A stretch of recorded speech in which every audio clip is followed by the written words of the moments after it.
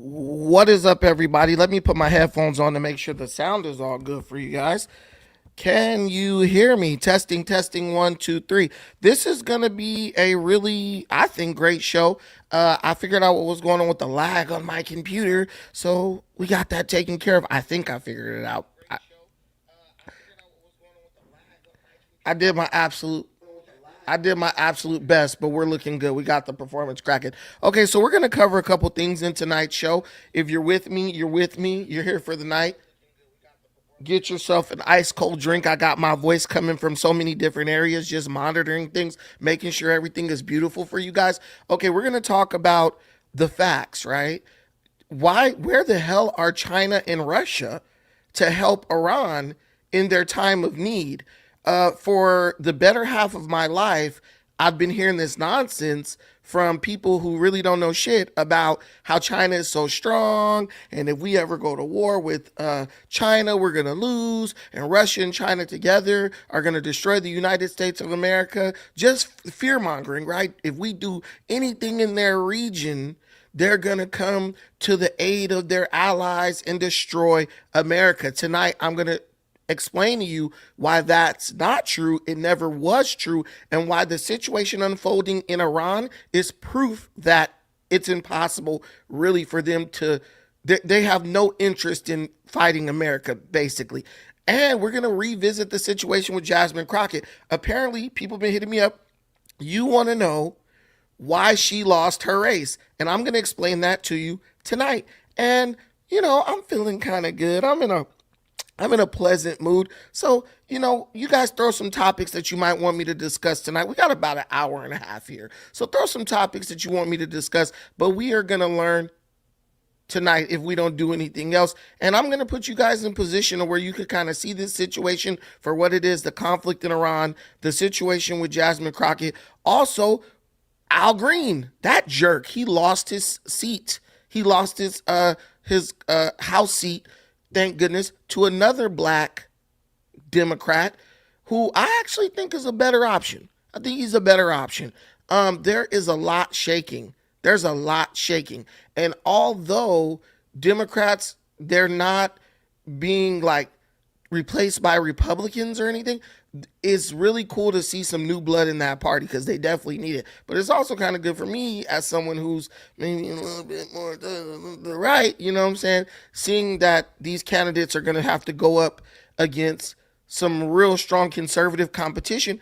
And we're going to see if the new progressive agenda actually is able to hold up against real scrutiny. That's what we want. Because if their ideas are good and they work, let's implement them. But if their ideas are bad, right?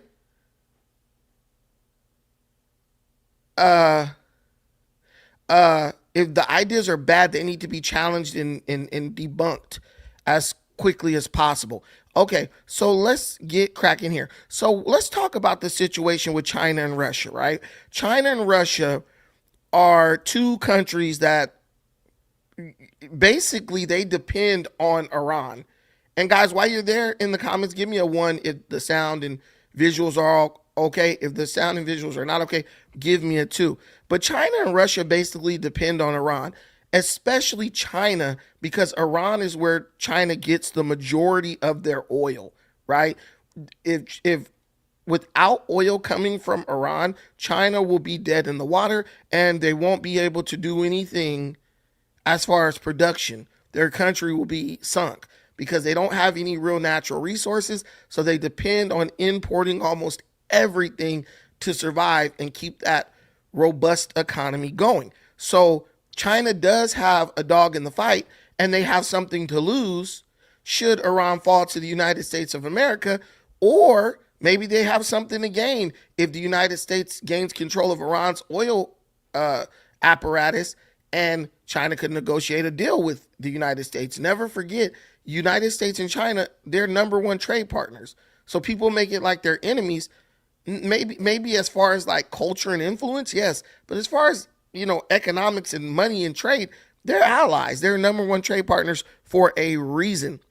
Then Russia, they're still bogged down with the war in Ukraine, but they have a dog in the fight because Iran supplies Russia with a large amount of its missiles, drones and other weapons of war that they are using to maintain the advantage in Ukraine right now. So if Iran falls to the United States or is basically rendered, you know, uh, uh, ineffective or they're basically defeated by the United States, that is immediately going to stop the supply of weapons for Russia, which they need because they are in the middle of a war right now with Ukraine. So let's first put things into perspective. And guys, feel free. If you love this topic, let me know. If you hate this topic, be like, let's switch topics. I'm just in a great mood. I want the audience to tell me what they like tonight. But we're gonna educate tonight. So I found an amazing video that I think we should go over and cover, which I believe will help us understand what's going on with these militaries, America, China, and Russia.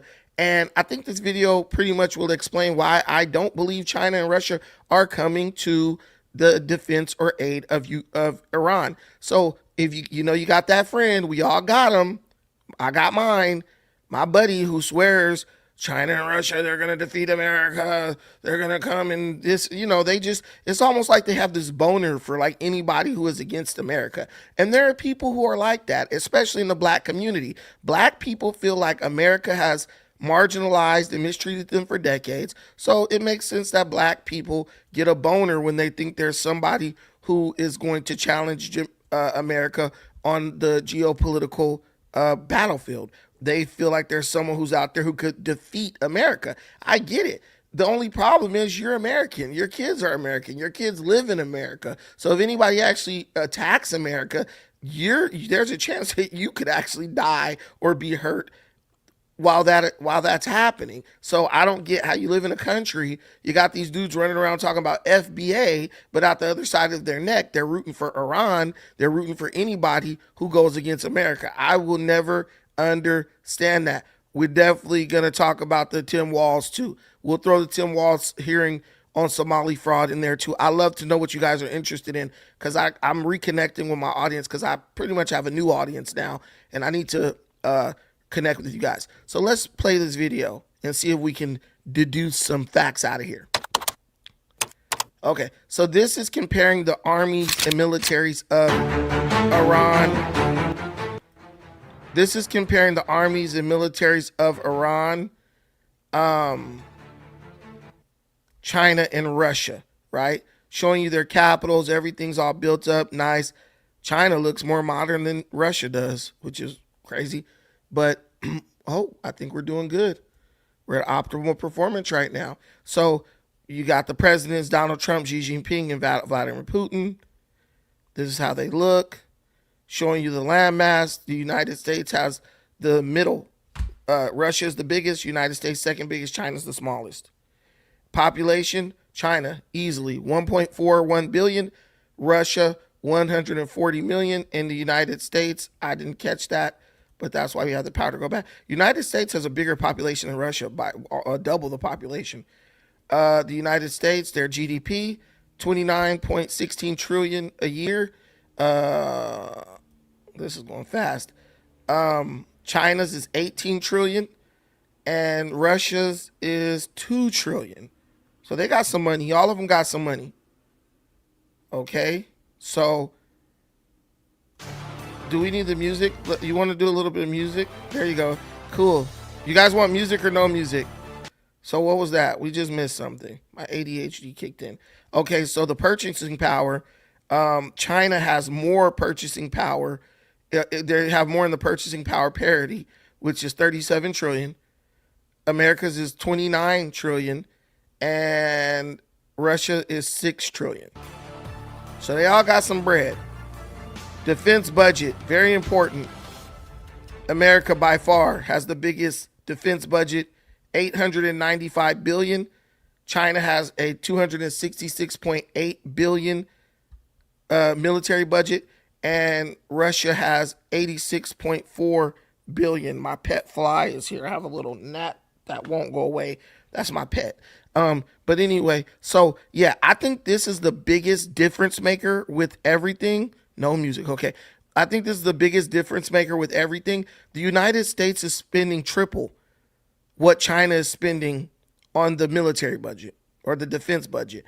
And Russia's defense spending is is very tiny compared to these other two. And this probably explains a lot why Russia is having a very hard time taking Ukraine out. Even with the assistance of the United States and other countries, Russia has been in Ukraine a while now.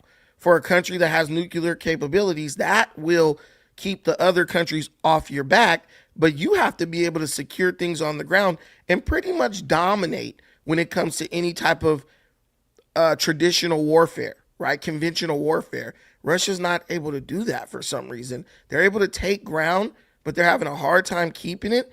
And they're also having a hard time stopping Ukraine from being able to attack them back inside of Russia. All right, no music, guys. No music. Okay, so their nuclear weapon capabilities, You got China with 500 nukes. Okay, substantial. You have Russia with 6,000 nukes. But there's a lot of skepticism as to whether they actually have that many. And if they do, how many are actually serviceable. Because remember, you only have a defense budget of $86 billion. So do you have the money every year, year over year, to actually maintain an arsenal of 6,000 nuclear warheads? Hopefully we never find out. The United States, they are in the middle with 5,044 nukes, nuclear weapons. So the United States is formidable. They're right there. It doesn't matter how many thousands you have. About a couple hundred of these, the planet is going to be destroyed. So it doesn't even matter. You could launch 10 of those and have irreparable damage to the planet. So we don't want to get any nukes launched, guys. Just know that. But my point with this is, if all these countries are nuclear capable, couldn't they all just say, look, get the hell out of Iran now or we're launching a nuke? Why haven't they come to help their buddy in Iran? I mean, they have the, what I would call, the knockout punch. They got knockout power with these nukes. So it should just be a matter of, hey, we're going to bring our conventional forces to Iran. And if you bring your conventional forces to Iran, we're going to fight you toe to toe. And we're going to see, may the best man wins.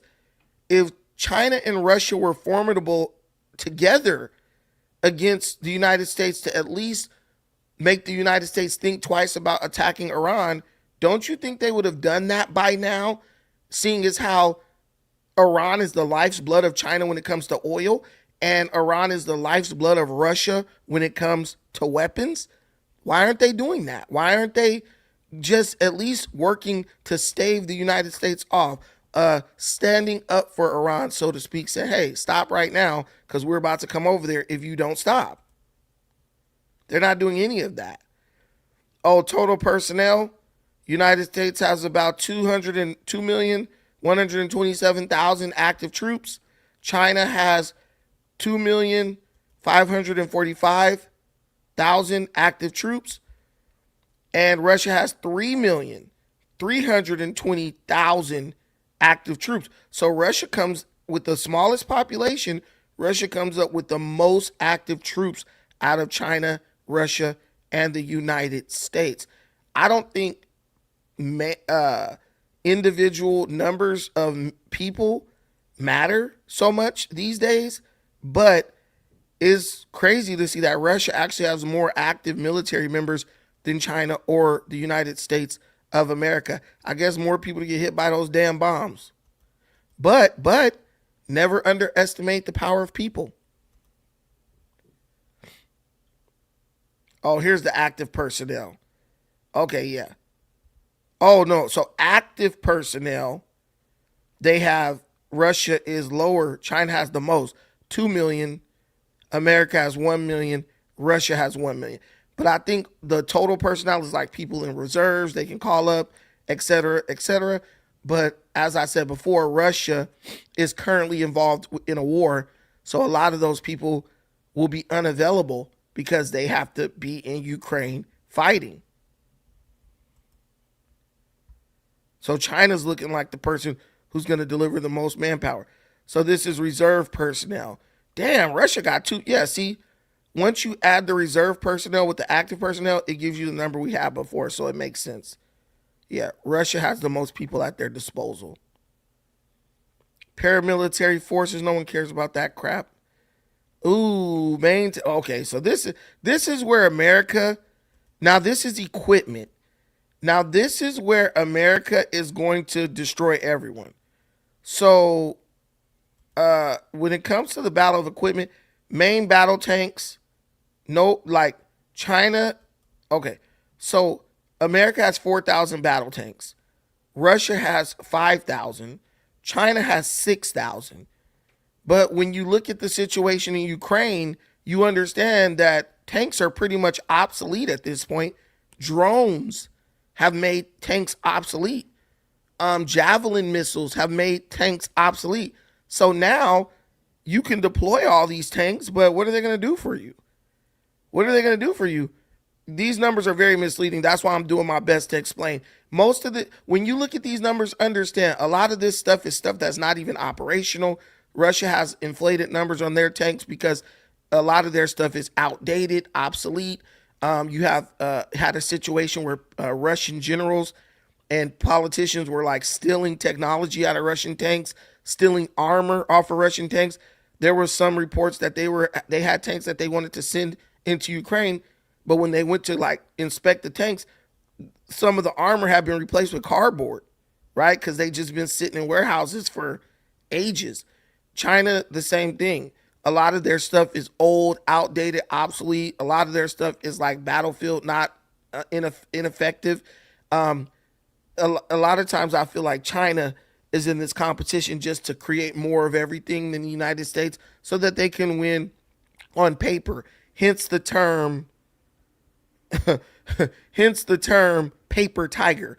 That's what they call Russia and China, paper tigers. On paper, they have everything, right? But when it comes time to fight, none of this stuff is available. Russia lost thousands and thousands of tanks already in Ukraine. So I know they ain't at 5,000 tanks anymore. The United States is probably the only country with a functioning arsenal of tanks that are actually combat ready and ready to go. We probably have some old scrappers too, some old junkers too, but that stuff is usually destroyed. They throw a couple of them in a museum, then they get rid of them, break them down, take parts off them, I guess, and use it for other stuff. I don't know exactly how that works, but I would say here, the maintenance capability, I'm going with United States here. Not just because I'm American, but because that's just the way it is. That's what history shows us. So now, total armored vehicles, United States is easily winning this.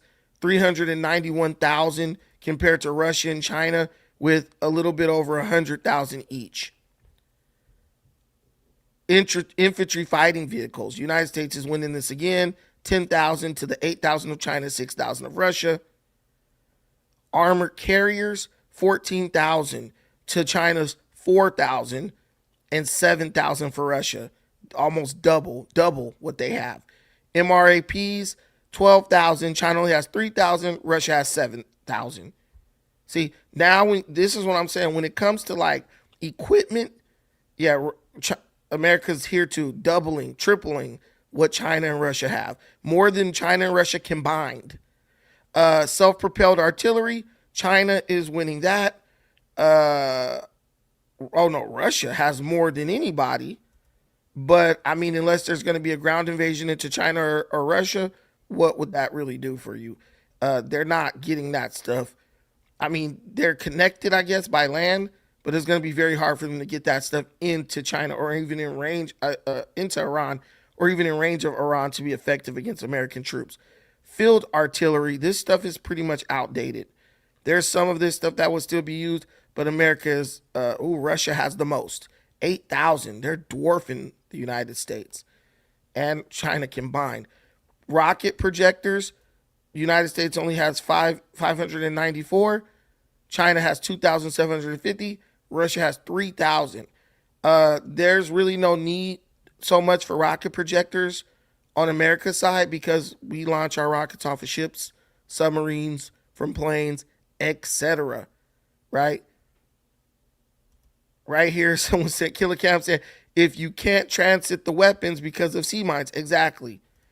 It's not just the weapons, it's transit. That's more key. Exactly. How to move the weapons is the biggest thing. Merck said it.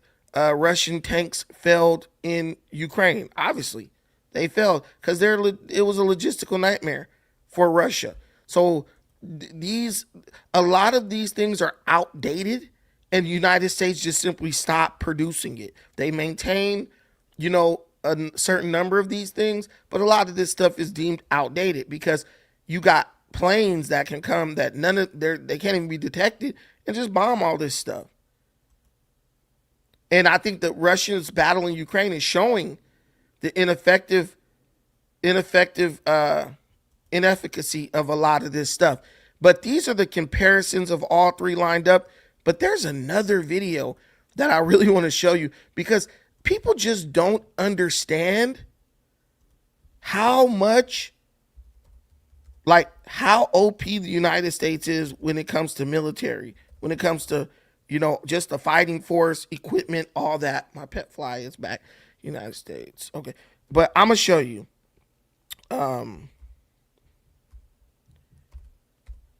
Understand. I just watched this video earlier, so I was hoping it would.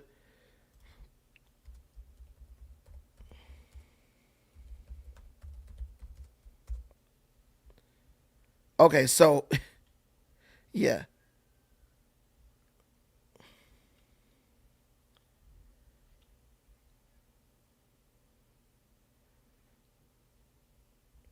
I'm looking for this one with this guy. He's from another country. U.S. versus NATO. Is this the guy?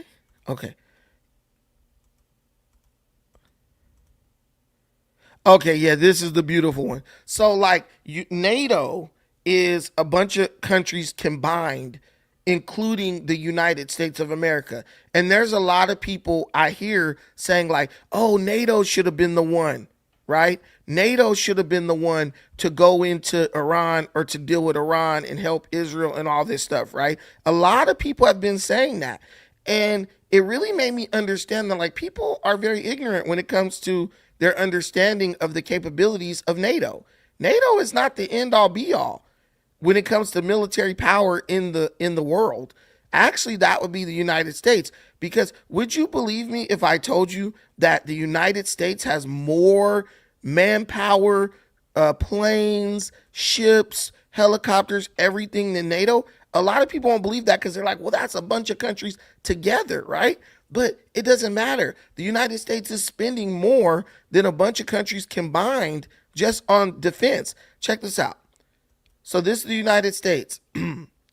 This is all the members of NATO. There are 1, 2, 3, 4, 5, 5, 10, 15, 20, 25, 30, 31 members other than the United States. So this is 31 countries combined versus the United States of America that make up NATO. So I like this. I like these diagrams, or what would you call them? These are awesome. So this is the United States right here. This is all the United States aircraft right here. That's America. 17. Man, I didn't mean to do that. So I want you to understand. So they give you this little like hour view. So 1,790 aircraft. 1,790 aircraft right here. Fighter jets. Right? Compared to NATO. That's America. This is NATO right here.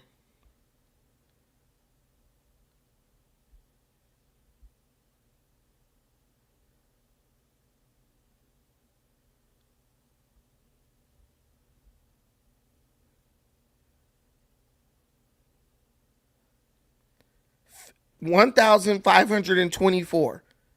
So America alone has more fighter jets. Yeah, I follow infographics.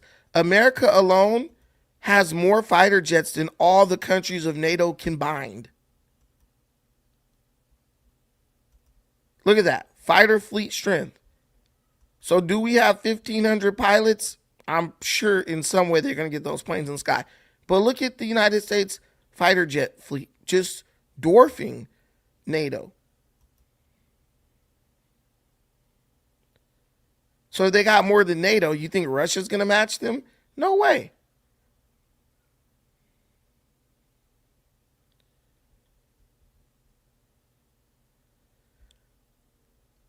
$647 to NATO's 241.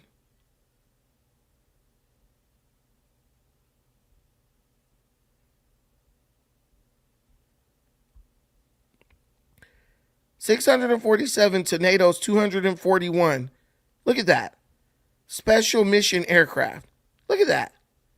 Look at that. That's NATO. 241 to United States 647. I think this puts things in perspective for people. So that they can understand when they're like, NATO should have did it. United States is way OP over NATO. That's why Trump could be like, I'm leaving NATO every 5 seconds.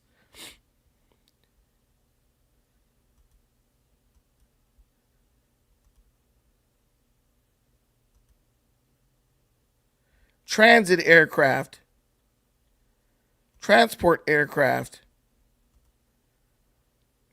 United States, 918 transport aircraft to only 556 for NATO.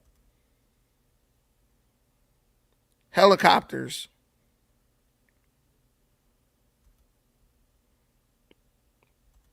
$5,843 helicopters.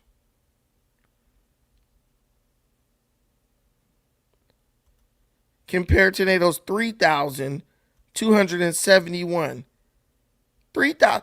The United States has over almost 3,000 more helicopters, military helicopters, than NATO. And remember, that's 31 countries combined.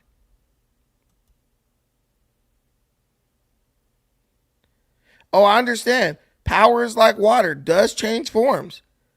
But at the end of the day, you still need these vehicles to win wars. At the end of the day.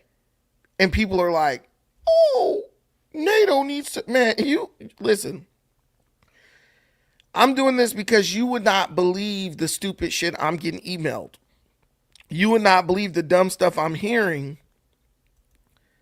over the internet.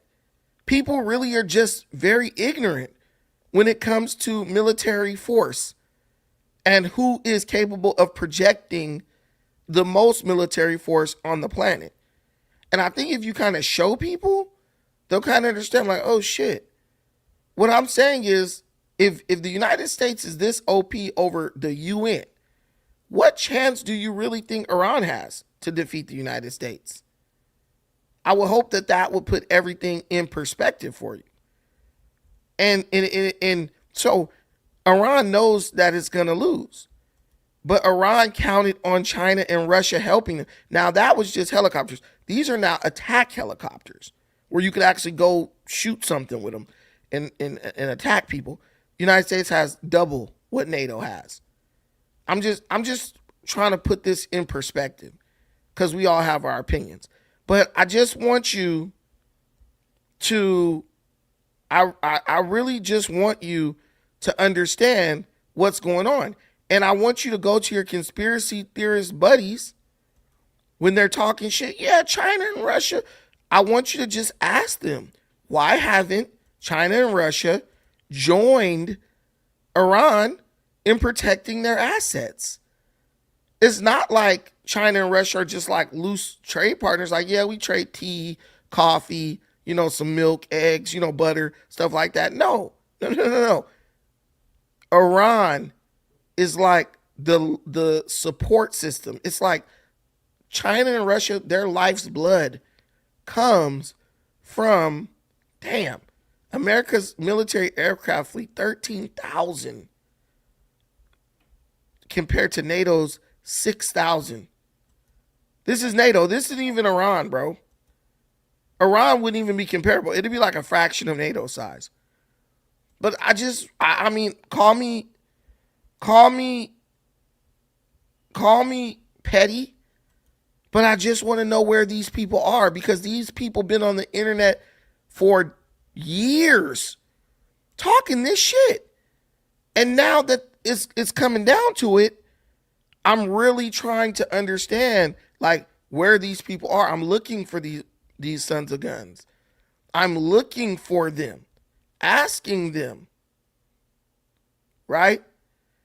And we're looking now, they're saying that Russia and China unite against the West in emergency UN meeting on Iran. Russia joins Iran's fight. Yeah, at the UN. At the UN. Russia joins Iran's fight. But is Russia launching missiles? Is Russia sending support? Let's be real. Now they're saying, now Iran is asking other countries to condemn American aggression. Yeah, condemn American aggression. But were these countries condemning Iran when they were blowing up American troops? When they were sponsoring terrorist attacks all over the world? That's what I'm trying to understand. See, now that America's like, yeah, see, we got Trump in here now. Trump ain't going to talk about it. He's going to be about it. He's going to be about it. So now that they've got a president, see, they thought Trump was going to be like these other presidents who let him talk all that hot shit and don't do nothing. But Trump's kind of on some like, yo, y'all tried to assassinate me. Y'all tried to take me out. And he's not, he didn't take that lightly. I mean, real time, Miss Berry said a New York state of mind. Facts. Facts. Understand it. And now they're like, oh shit, we got somebody who's really, now we got somebody who's really ready to go off.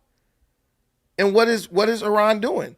Iran is running, begging for help from the UN, the United Nations. But it's funny, when the United Nations tell Iran to stop the nuclear program, they never want to do it. I'm telling you, everybody has a plan until they get punched in the face. And that's what Trump is doing. He's punching people in the face. He's tired of it, and I'm tired of it. It's exhausting. Worrying about whether these dudes are going to get access to a nuclear weapon and blow you up one day because they're crazy. So let's just punch them in the grill and see if they got what it takes to punch back. And I mean, they're trying. And I'm not being cocky or anything like that. They were the ones being cocky. They were the ones being cocky. Hey, you want to know where the best wrestlers on the planet are? Dagestan. I got no ego with admitting if another country is better. But when it comes to this war shit, when it comes to blowing shit up and blowing limbs off and just knocking shit down, you're not touching America, baby. And your conspiracy theorist friend on the internet, or even you might know him in real life, he was wrong. He was wrong. She was wrong. You know how many ignorant Negroes? Yeah, China beat Russia and America in a war. Okay, China's about to lose their number one oil supplier. They ain't made a move yet. Xi over there hiding out, hoping he ain't next.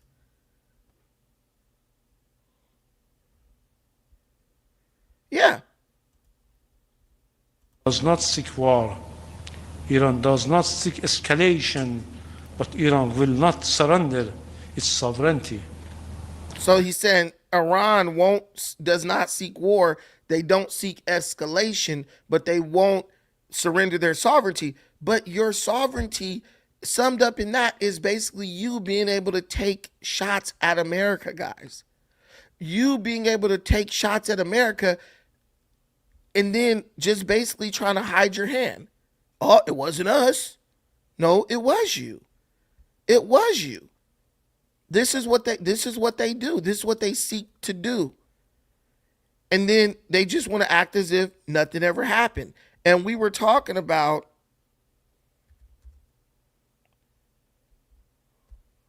this early, me and RF. Hold on.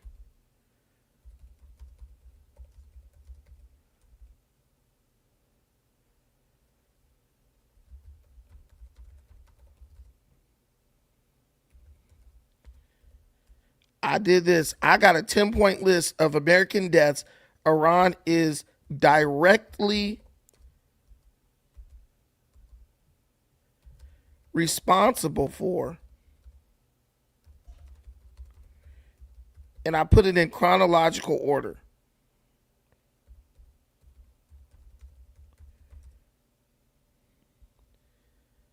And this is what, I want. These are the type of things I feel people should be like looking up, but we just never want to. We're just like, whatever.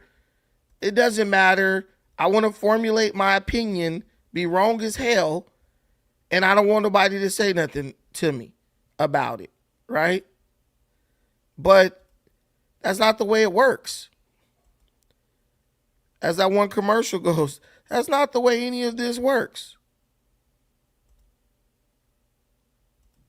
Okay, I want to share the screen. Is this my new tab? I want this little pop-up. Okay, I think we can share this. Yeah, I think we share this. Window. Okay, yeah, I can share this with you guys. Entire screen.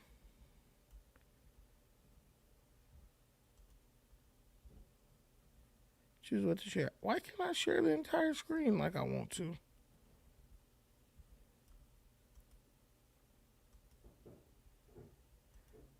Why can't I share my damn entire screen?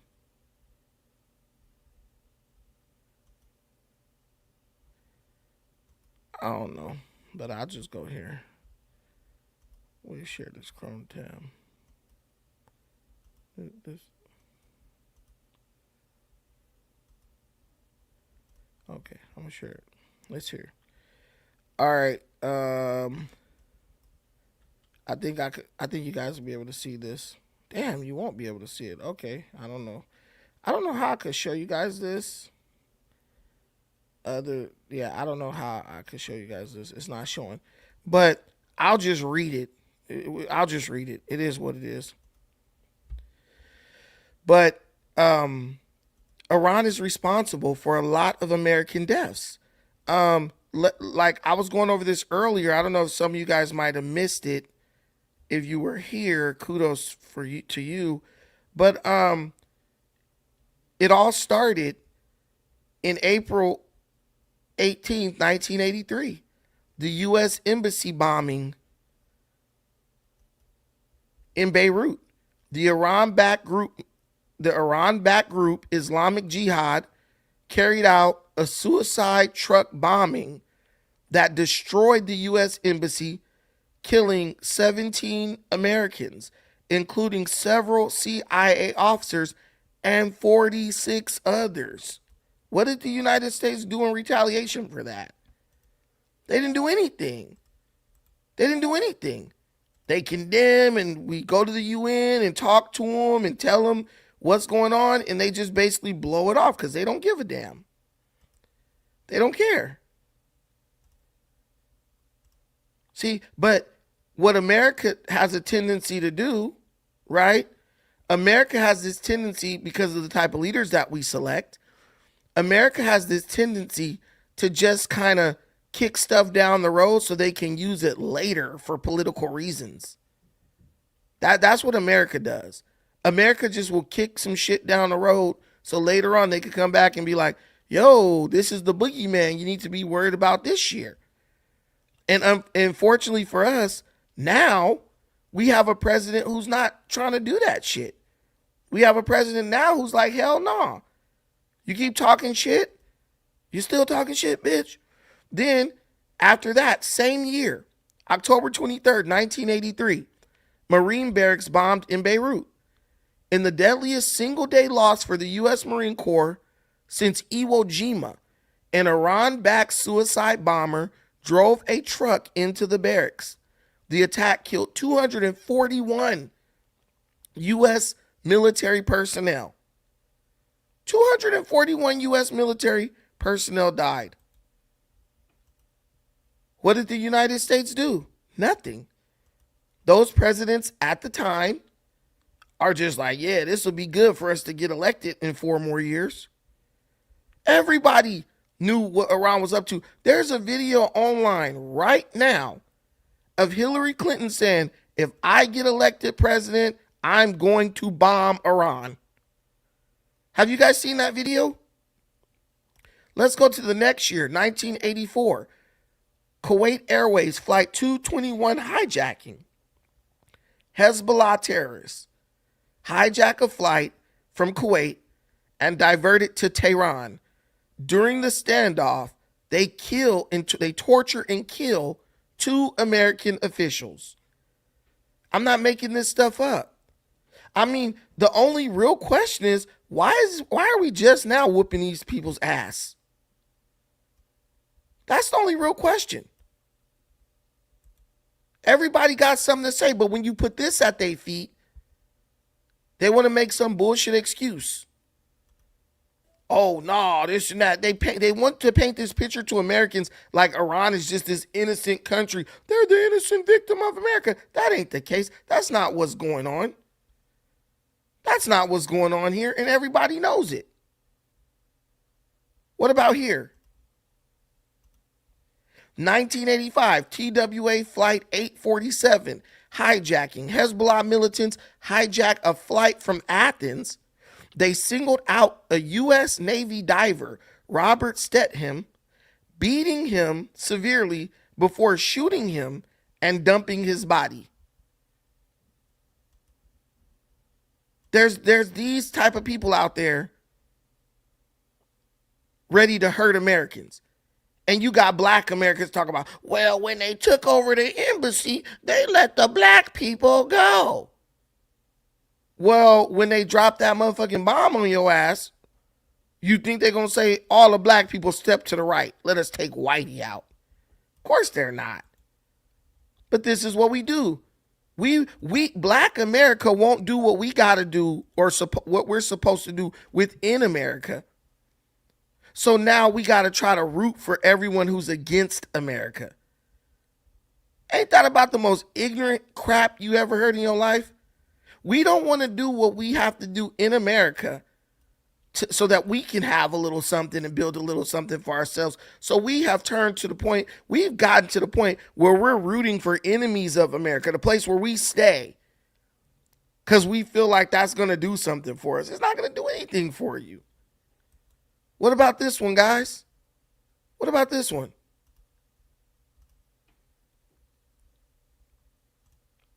June 25th, 1996. Khobar Towers bombing. Y'all heard about that? Y'all ain't even heard about that one. Hezbollah al-Hijaz, a Saudi-based group with ties to Iran's IRGC, funded and trained by them, detonated a truck bomb outside of a U.S. Air Force base, a U.S. Air Force housing complex. The blast killed 19 American airmen. Iran ain't never had slaves, though. Iran ain't never did nothing to us. But then they want to call themselves FBA. They foundational black American when it's convenient. But the minute the minute somebody is getting into it with America, that's when their true colors come out. I don't like people. When somebody goes against their own country, I can't trust them. I can't trust them. I'm being real. I feel like I can't trust them.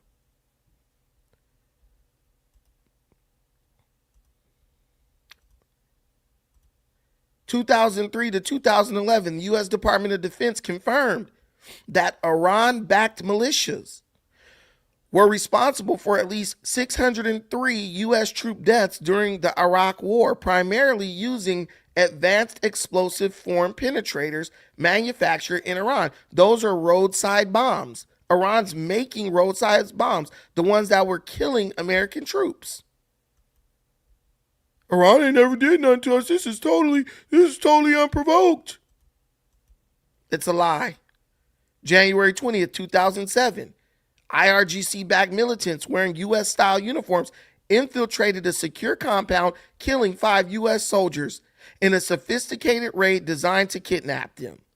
Tower 22, January 28, 2024. Tower 22 drone attack.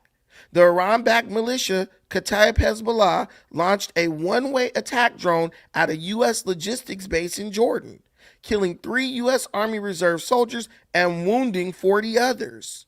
October 2024, execution of Jamshid Sharmad.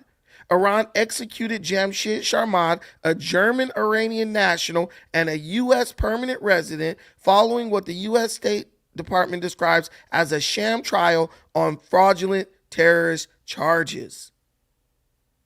Have you guys forgot about the attack on October 7th, where Hamas, funded and trained by Iran, funded by Iran money, came in and killed 40 Americans and then kidnapped 12 other Americans? But we forgot all this stuff. Iran's innocent.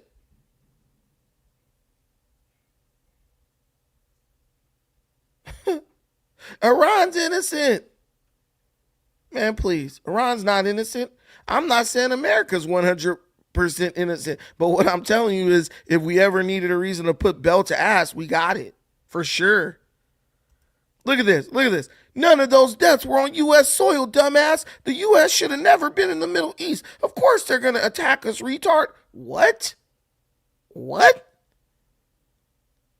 So because the deaths were not in the Middle East, that means they're okay. So if your kid is around the corner in the wrong neighborhood and somebody blow his head off, you're going to be like, yeah, man, he should have never been over there. No. You're going to be like, damn, I'm trying to get some get back. The hell you mean? If Jordan says, hey, I'm your friend, you could come to my country, that then gives Iran the right to blow you up because you shouldn't have been there. So now Iran controls when and where Americans can go. See the stupid logic people walk around with? So if you decide to just go travel somewhere in Africa and Iran like, we just want to kidnap that fool, you're going to be like, you know what? Don't worry about me, guys. I shouldn't have been over here anyway. The hell? The United States military was not in Iran. They weren't in Iran. They were in other sovereign countries. So if they're in other sovereign countries that have allowed them to come there, that gives Iran the right to attack them, right? You sound like a fool. You sound like a fool. But speaking of black folks, we got to talk about the cope that's going on with black folks regarding this Jasmine Crockett situation, and why she lost her bid to become a United States Senator. Let me spell her name right. Jasmine Crockett.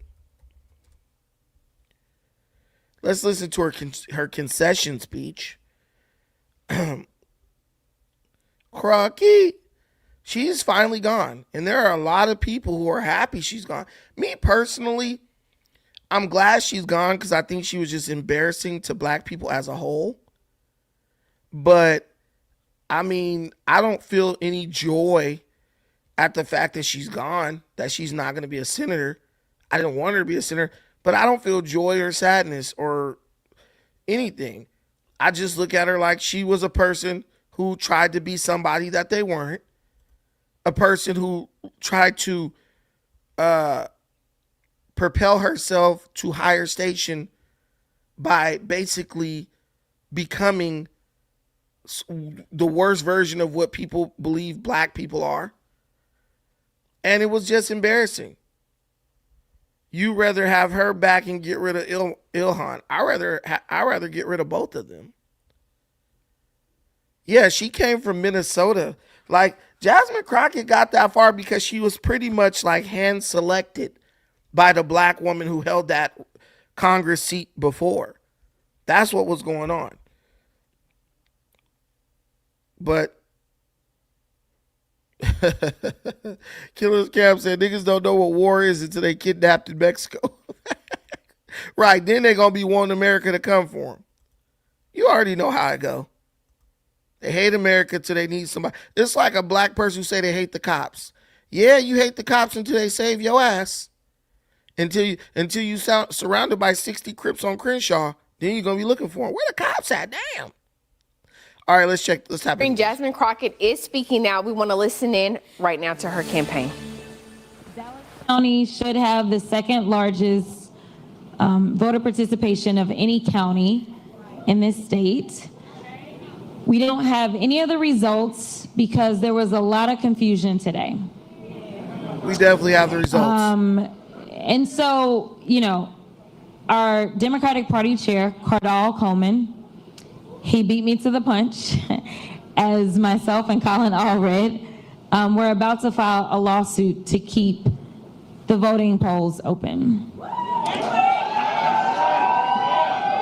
We were able to keep the polls open, but I can tell you now that people have been disenfranchised. The reason that we knew that there were problems is because we were receiving the phone calls and the emails. The polls were supposed to stay open until 9, according to a court order. The Supreme Court, just a few minutes ago, just said, shut it down. The Supreme Court also said that they are to separate any votes out that came in after 7 p.m. So here's the deal.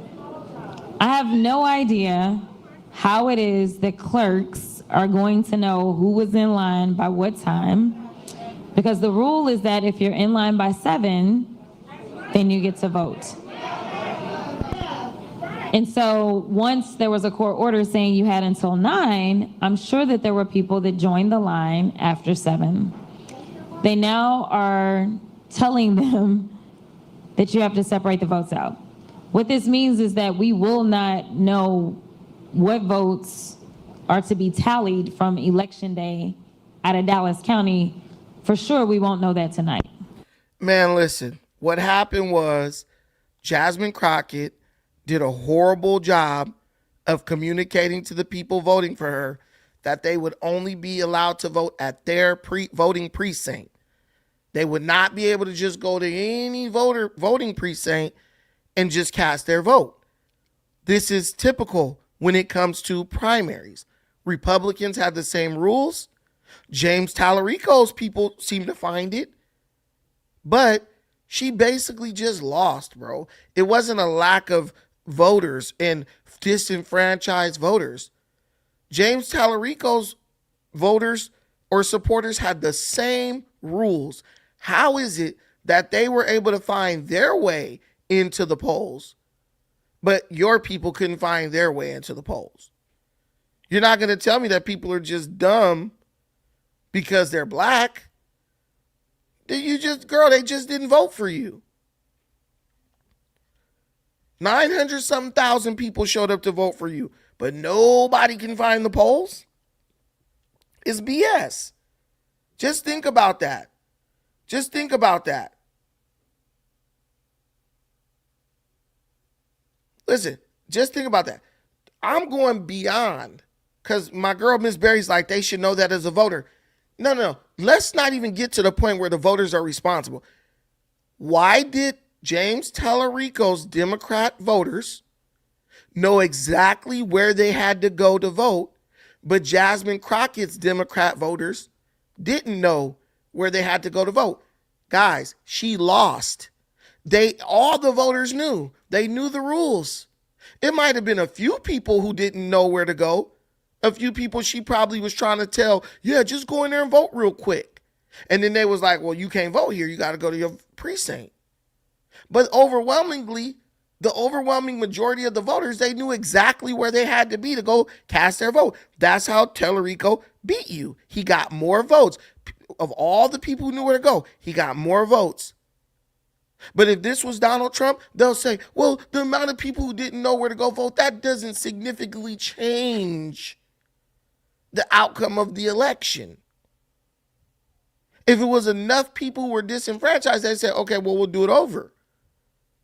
But if I'm the judge, I'm looking at the same thing. I'm like, girl, all his voters went and voted. So your voters can't do the same. 900,000 people voted for Jasmine Crockett, surprisingly. They found it. But a couple dozen other people couldn't find it? Come on. We ain't that dumb. Mary Ellis, she fought a good fight. Yeah, she fought a good fight and lost. But everyone's asking the question, and guys, let me know if my microphone is too loud. Everyone is asking the question. If it was enough people. Oh, no, we good. Everyone's asking this question. Why Jasmine Crockett lost? Why did she lose? And you want me to tell you why she lost? Jasmine Crockett lost for the exact reasons she knew she was going to lose. One, she did not connect to the people she needed to vote for her. When she started her campaign, she did polling. The polling came back and said, you're not going to be able to beat Cornyn, you're not going to be able to beat Paxton, and you're not going to be able to beat Wesley Hunt in the main election. So the Democrat Party was like, we don't want you because you're not polling favorably against any of the Republican candidates. Then she did a poll against James Tallarico, and it said you won't be able to beat James Tallarico. He's just a better, more appealing candidate than you, because James Tallarico brings together who? The Hispanic vote and the white vote. Jasmine Crockett is going to carry the black vote, but she needs to be able to combine the black vote with the Latino vote and the white vote. So that was her job. You got to convince these white folks and you got to convince these Hispanics to vote for you. The girl goes on TV the next week and talks about how Latinos got a slave mentality. Then the week after that, she goes and gets up on stage in front of a church full of black folks and say, who gonna pick the fruit? Who gonna pick the cotton? We tired of picking cotton. We need the Latinos to come over here and pick the fruit and do the farming. So guess what? The Latino who wants to be a doctor was like, I'm not voting for her. She's disrespectful. Yeah. The Latino who wants to be a doctor said, we're not voting for her. She's disrespectful. The Latino who want their kids to aspire to be lawyers and surgeons, they said, we're not voting for her. She's disrespectful. She thinks that we're dumb. She thinks that all we're capable of doing is picking fruit. Jasmine Crockett thought that Latinos were like black folks who will accept disrespect straight to our face and still walk in that booth and vote Democrat blue no matter who. She was wrong. She was wrong. They moved over from her and said, yeah, we going to Tallarico. And all Tallarico had to do was act like a professional. All Tallarico had to do was act like a damn professional. That's why she lost. The sister girl act ran out in the under her congressional map. She had enough black women in there who was cool. They love that sister girl shit. But unfortunately, in this new map, she had people who she was really going to have to be able to connect with, and Jasmine just could not connect with them. She going to blame it on everything in the world except for herself. She's literally at this point blaming Republicans. It's Republicans' fault that more Democrats went in and voted for James Tallarico than you? That's what I don't understand. You're blaming Republicans because Democrats decided to vote for someone other than you. And her attitude reflects the attitude of her party as a whole, where they feel like if voters don't do what they think they should do, now they got animosity. I tell people all the time, the Democrat Party hates American voters. They hate them. They've hated American voters ever since Hillary Clinton lost to Donald Trump.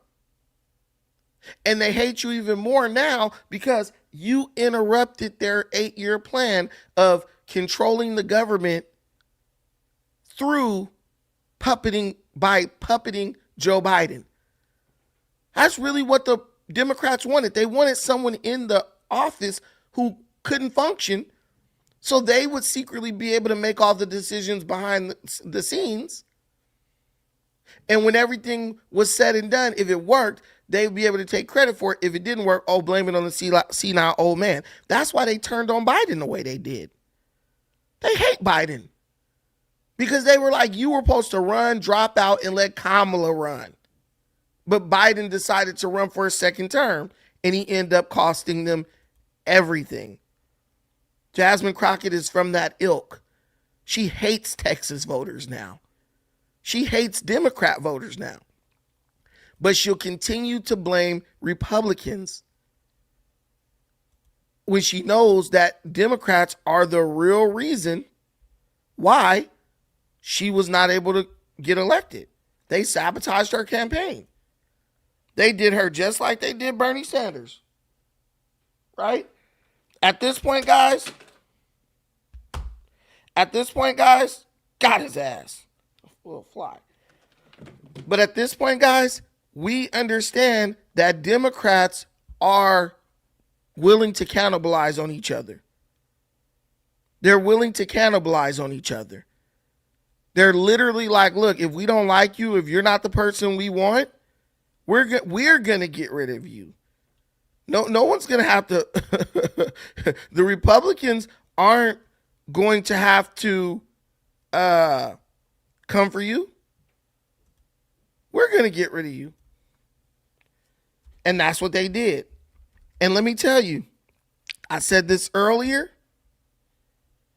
and I'll keep saying it. Black people are nothing but the fall guy for the Democrat Party. Democrats don't take black candidates serious. Black people are nothing but the fall guys for the Democrat Party. Go ask Jamal Bowman. Go ask Nina Turner, Fonnie Willis, Cori Bush. Go ask them. Now ask Jasmine Crockett. Now ask Al Green. Black people are nothing but the fall guy for the Democrat Party. There was a time when black Democrats actually had respect among the Democrat Party. Those days are gone.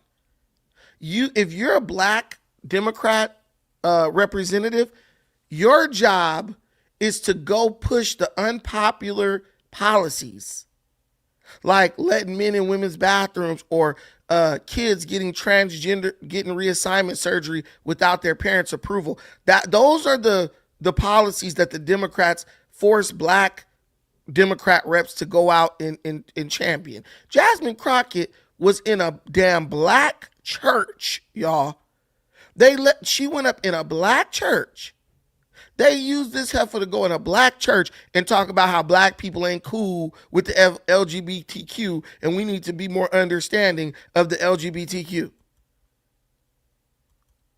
I'm telling you, the insults, you think you could convince a Mexican or a Latino to go into a Latino church do you think you can convince a Latino politician to go into a Latino church, a Catholic church, whatever type of church they go to, and get in front of the Hispanic people and be like, yeah, y'all, we got to embrace the gays?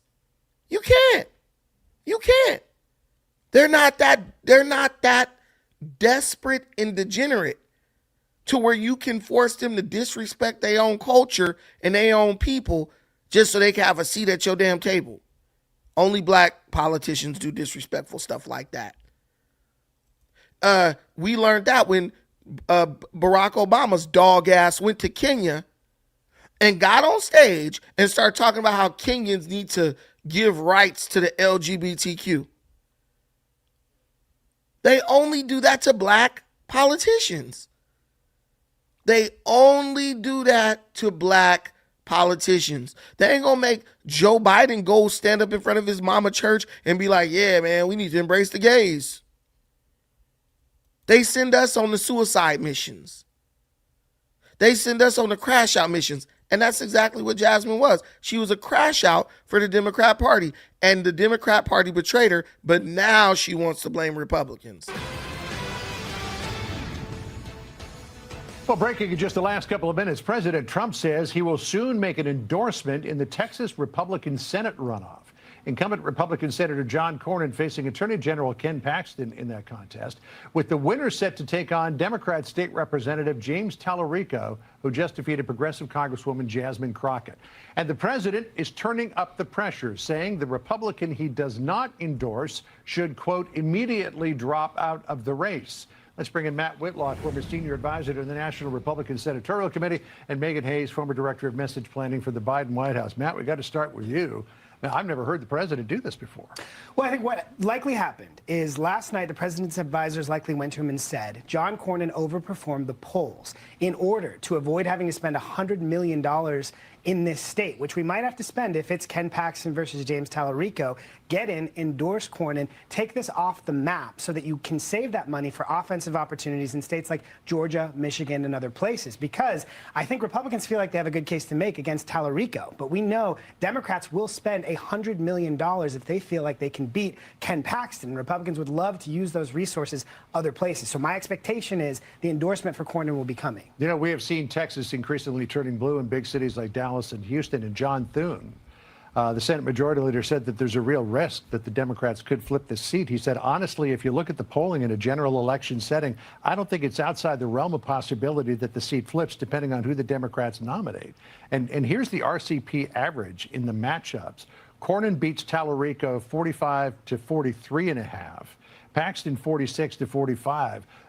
In a state like Texas, for a statewide race like senator, those numbers are razor thin. Yeah, and I actually think that they're probably even more than if we saw if the turnout that is coming in is being calculated. Mm-hmm. Democrats turned out more yesterday than they have since for the first time. Turned out more Dems than Republicans since 2002.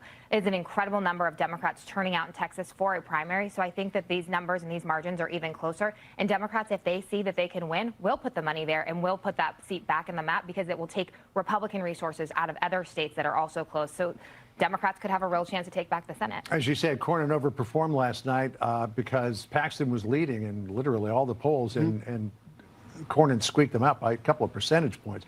And then he took a flamethrower to him afterwards. Listen to what Cornyn said. I refuse to allow a flawed, self-centered, and shameless candidate like Ken Paxton risk everything we've worked so hard to build over these many years. There is simply too much at stake in this midterm election for our state and for our country. I think he was pretty disappointed that the president didn't endorse him in the primary. I think Cornyn was talking with his dentures out. I think I literally saw gums at the top of his mouth, and that wasn't a good look. He was kind of whistling. Guys, listen, is there a chance that the Republicans could flip that seat? Yes. Is it likely? Probably not. I mean, that the Democrats could flip the seat. Is it likely? Probably not. But you can't ever be too sure. So, we just need the Republicans in Texas to show up and go vote. Go vote. Democrats are trying to flip these seats in Texas, and let me tell you how they're doing this. The Democrats, they're fleeing from Democrat-run states and cities. They're fleeing from New York, moving to Texas. They're fleeing from California, moving to Texas. They're fleeing from New Hampshire, moving to Texas. They're fleeing from places that are blue, Oregon. They're fleeing from Washington State, moving to Texas, because they no longer can afford to live in those places because the Democrats with their draconian tax policies have driven them out. But the problem is, once they get to their new home, they're like a parasite.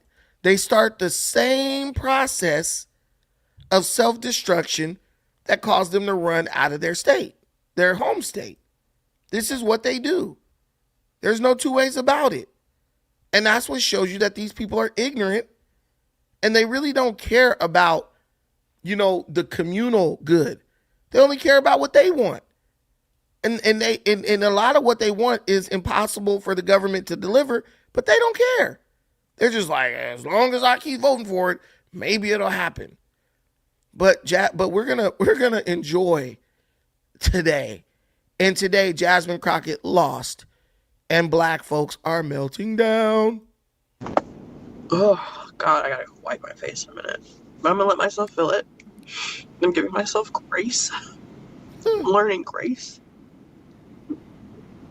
Because as a black woman, we don't get that. I hate when these heifers start bringing up, as a black woman, we don't get that. Man, what the? Oh, my God. Stop it. Stop it. It's a political election. Has nothing to do with the dynamic between black men and black women or men and women, period. But it's extremely hard to continue to feel like this. Michelle Obama said something. And she said, I would never run. Because y'all are not going to be ready for a black woman. And as somebody who continues to push, like, I have the degrees, I have all the accolades, I could do the job. And I continue to be disrespected. I see why. Because who wants to put themselves in that predicament for people who don't give a fuck? See, these women, they see themselves in Jasmine Crockett. This woman ain't acting ghetto. She ain't on no sister girl and y'all and all this stuff. She's a very articulate, ugly, educated woman. But she's attaching her sense of self-worth to Jasmine Crockett. And the crazy thing is, Jasmine Crockett doesn't attach anything of herself to this lady. That's the problem. They all see themselves in Jasmine Crockett. And when you got professional, educated, well-spoken women attaching their identity and their emotions to a ghetto wannabe hood rat like Jasmine Crockett, that's the problem. I say it all the time. Black women are like the only group of people on earth who aspire to be like people who are less than them. The professional black woman is aspiring to be more like a hood rat or a stripper or a prostitute. You're supposed to aspire upward to be somebody greater than you or bigger and better than you. Instead, they are racing to the bottom. I don't know if y'all remember that one. I don't know if y'all remember that one councilwoman who was damn twerking on the beach. Y'all remember her?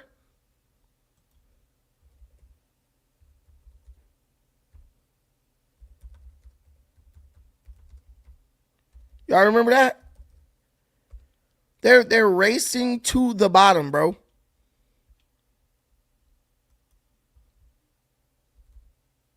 And I don't understand it. Well, I have the degrees and I did this and this, and they not ready for us. No, it's not that they're not ready for you. They're not about to let you disgrace what they've built with your ghetto ass wannabe Jasmine Crockett behavior. Straight up. So maybe they aren't ready for you. Maybe they aren't ready for this. Says she has no regrets. She says she was just being herself, a young queer black woman on her day off. She says she doesn't conform to the idea that you have to be fully clothed and buttoned up to be respected. This is a state senator, bruh, on TikTok throwing ass. Yeah, they're not. Maybe they aren't ready for black women. She says she doesn't. Maybe they aren't ready for black women. Who the fuck does that?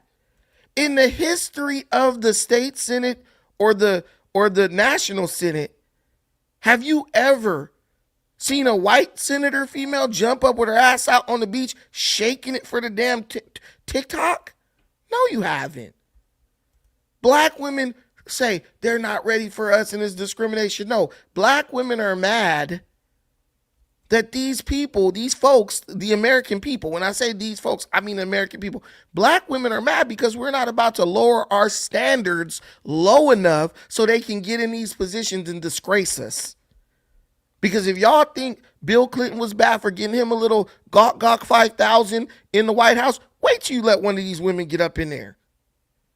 You can already see it in the schools where they sleeping with the damn kids. They get in a position, and if they're not mentally right, they disgrace the position. They tarnish the position and cast a dark shadow over the position. That's what they want. That's why they want Jasmine up in there.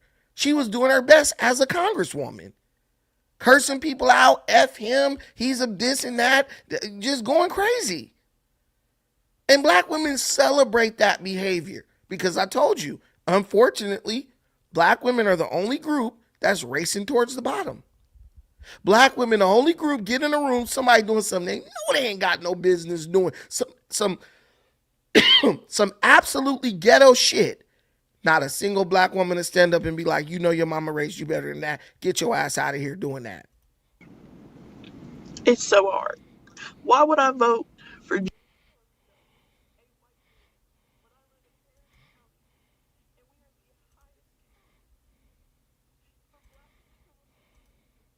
Hold on.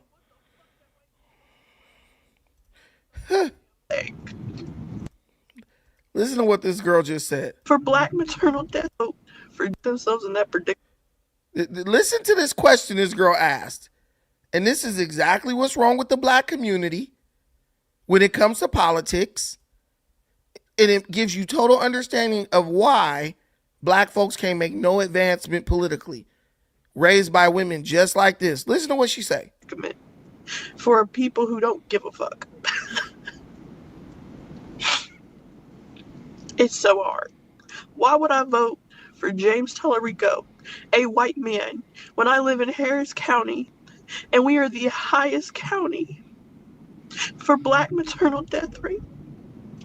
What the fuck that white man gonna do for us? Man, I'm telling you this right here. Ugly women do not have miscarriages. Ugly women produce strong kids that could survive a nuclear missile strike 1 second out of the damn womb. I have never seen an ugly, fat woman have a miscarriage.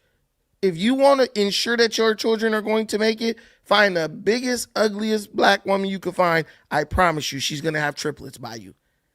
And they're going to come out knocking people out and baking biscuits from scratch. Strongest slaves. Please stop. Please stop. We have the highest infant. Girl, you ain't even got no kids. I know you ain't got no kids just by the way she act.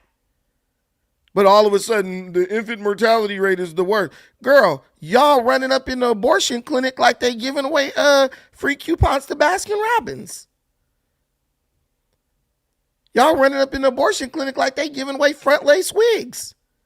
But all of a sudden, I don't want to vote for James Tallarico because of the infant mortality rate. Girl, y'all are the number one perpetuators of the infant mortality rate right up in the stomach, right up in the womb. So, but you see, it's just pure hypocrisy. Everything to me, Democrat, is just built on hypocrisy. It's just a bunch of hypocritical mofos together crying and playing the victim. But I hope she don't vote for James Tallarico because I don't want her to win. What that white man gonna do for me? And then they go back to the racism. Not a damn thing. Y'all said that the same white women. The same white man who Jasmine Crockett was rubbing elbows with, kissing ass with, buck dancing for, giving them money that she was fundraising. Right. Their problem is the white man. we played identity politics, but yet you went with the candidate with the least credentials. You went with the candidate with the right complexion and the less qualifications. Well, you said that maybe only a white person can win Texas. Well, now you have the opportunity to test your theory. And rather than playing in black... You went with the person with the least credentials. It's so crazy to me how they always try to move the qualifiers. Oh, I'm a black woman. She's a black woman. Oh, bro don't got the credentials. So if it was a white man who graduated from Harvard at the top of his class with a law degree, would that have all of a sudden made you guys accept it more? Of course not. Of course not. Because even if you look at Kamala Harris versus Donald Trump, oh, Kamala Harris is more qualified. No, she's not. Donald Trump is more qualified. Why is Donald Trump more qualified? Donald Trump is more qualified because Donald Trump has created more business, hired more Americans, put more Americans through college. He's actually existed in the real world for a while. That to me makes Donald Trump more qualified. But it depends on what you mean when you say qualified. Is it really about this resume, what college you went to and all this stupid shit? Or is it about a person who can connect with people, who can come from where these people are coming from? And that's the disconnect. Black women have been taught that if they get a certain number of degrees and if they hit a certain educational marker, all of a sudden the world is just going to be theirs and they can do whatever the hell they want to. All of a sudden the rules no longer apply to them. And that's why you see the most ridiculous behavior out of a lot of these college types.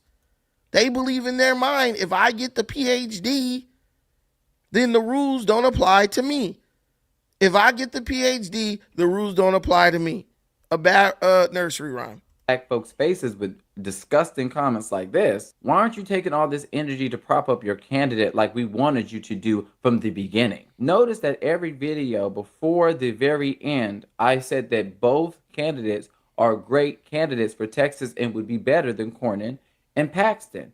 It wasn't until you guys started going negative against Jasmine Crockett, spreading lies about AIPAC and Israel, calling her ghetto, saying she's too aggressive. I vote for James Tallarico. It doesn't matter to me, white man versus black woman. Whereas James Tallarico has a bit more of a softer tone. Y'all have the need to try to humble black people. And I don't know what the fuck we did to y'all, but just exist. It's interesting. Yeah. Expecting a black person to act professional and not ghetto in their mind is people trying to humble black people. You trying to humble black people. You got a problem with black people. Nobody got a problem. They just don't want you to get on stage acting like a nigga. That's it. Act like a black person, not like a nigga. That's not too much to ask if you ask me. That y'all love us and y'all love our tactics and you love our colorful personality when we're advocating behind the white candidate. But when we start advocating for ourselves, it becomes a problem. And according to the Tallarico hosts, they don't need us. Boy, oh boy, oh boy, oh boy, oh boy. Hey, listen, they don't need you. But black folk, listen, whether you believe these people need you or not, let's be real, y'all. Listen, come time to vote, I promise you, guaranteed, these Negroes are going to vote for James Tallarico. It's not even a question. They're going to vote for James Tallarico because the Democrat Party knows them better than they know themselves. The Democrats know that black folks fear the Republican Party over everything. They fear the Republican Party more than they fear unfair practices by the Democrat Party. So guess what? They're going to go get in that booth and vote. Black women can't say no to the Democrat Party. They own them like slaves, dude. I got to tip my hat to you. Y'all heard all of the coverage around the race where it talked about this being a fight for the soul of the Democratic Party and the future of the Democratic 200,000 people. So 200,000 people missed the poll and didn't know where they were supposed to go vote.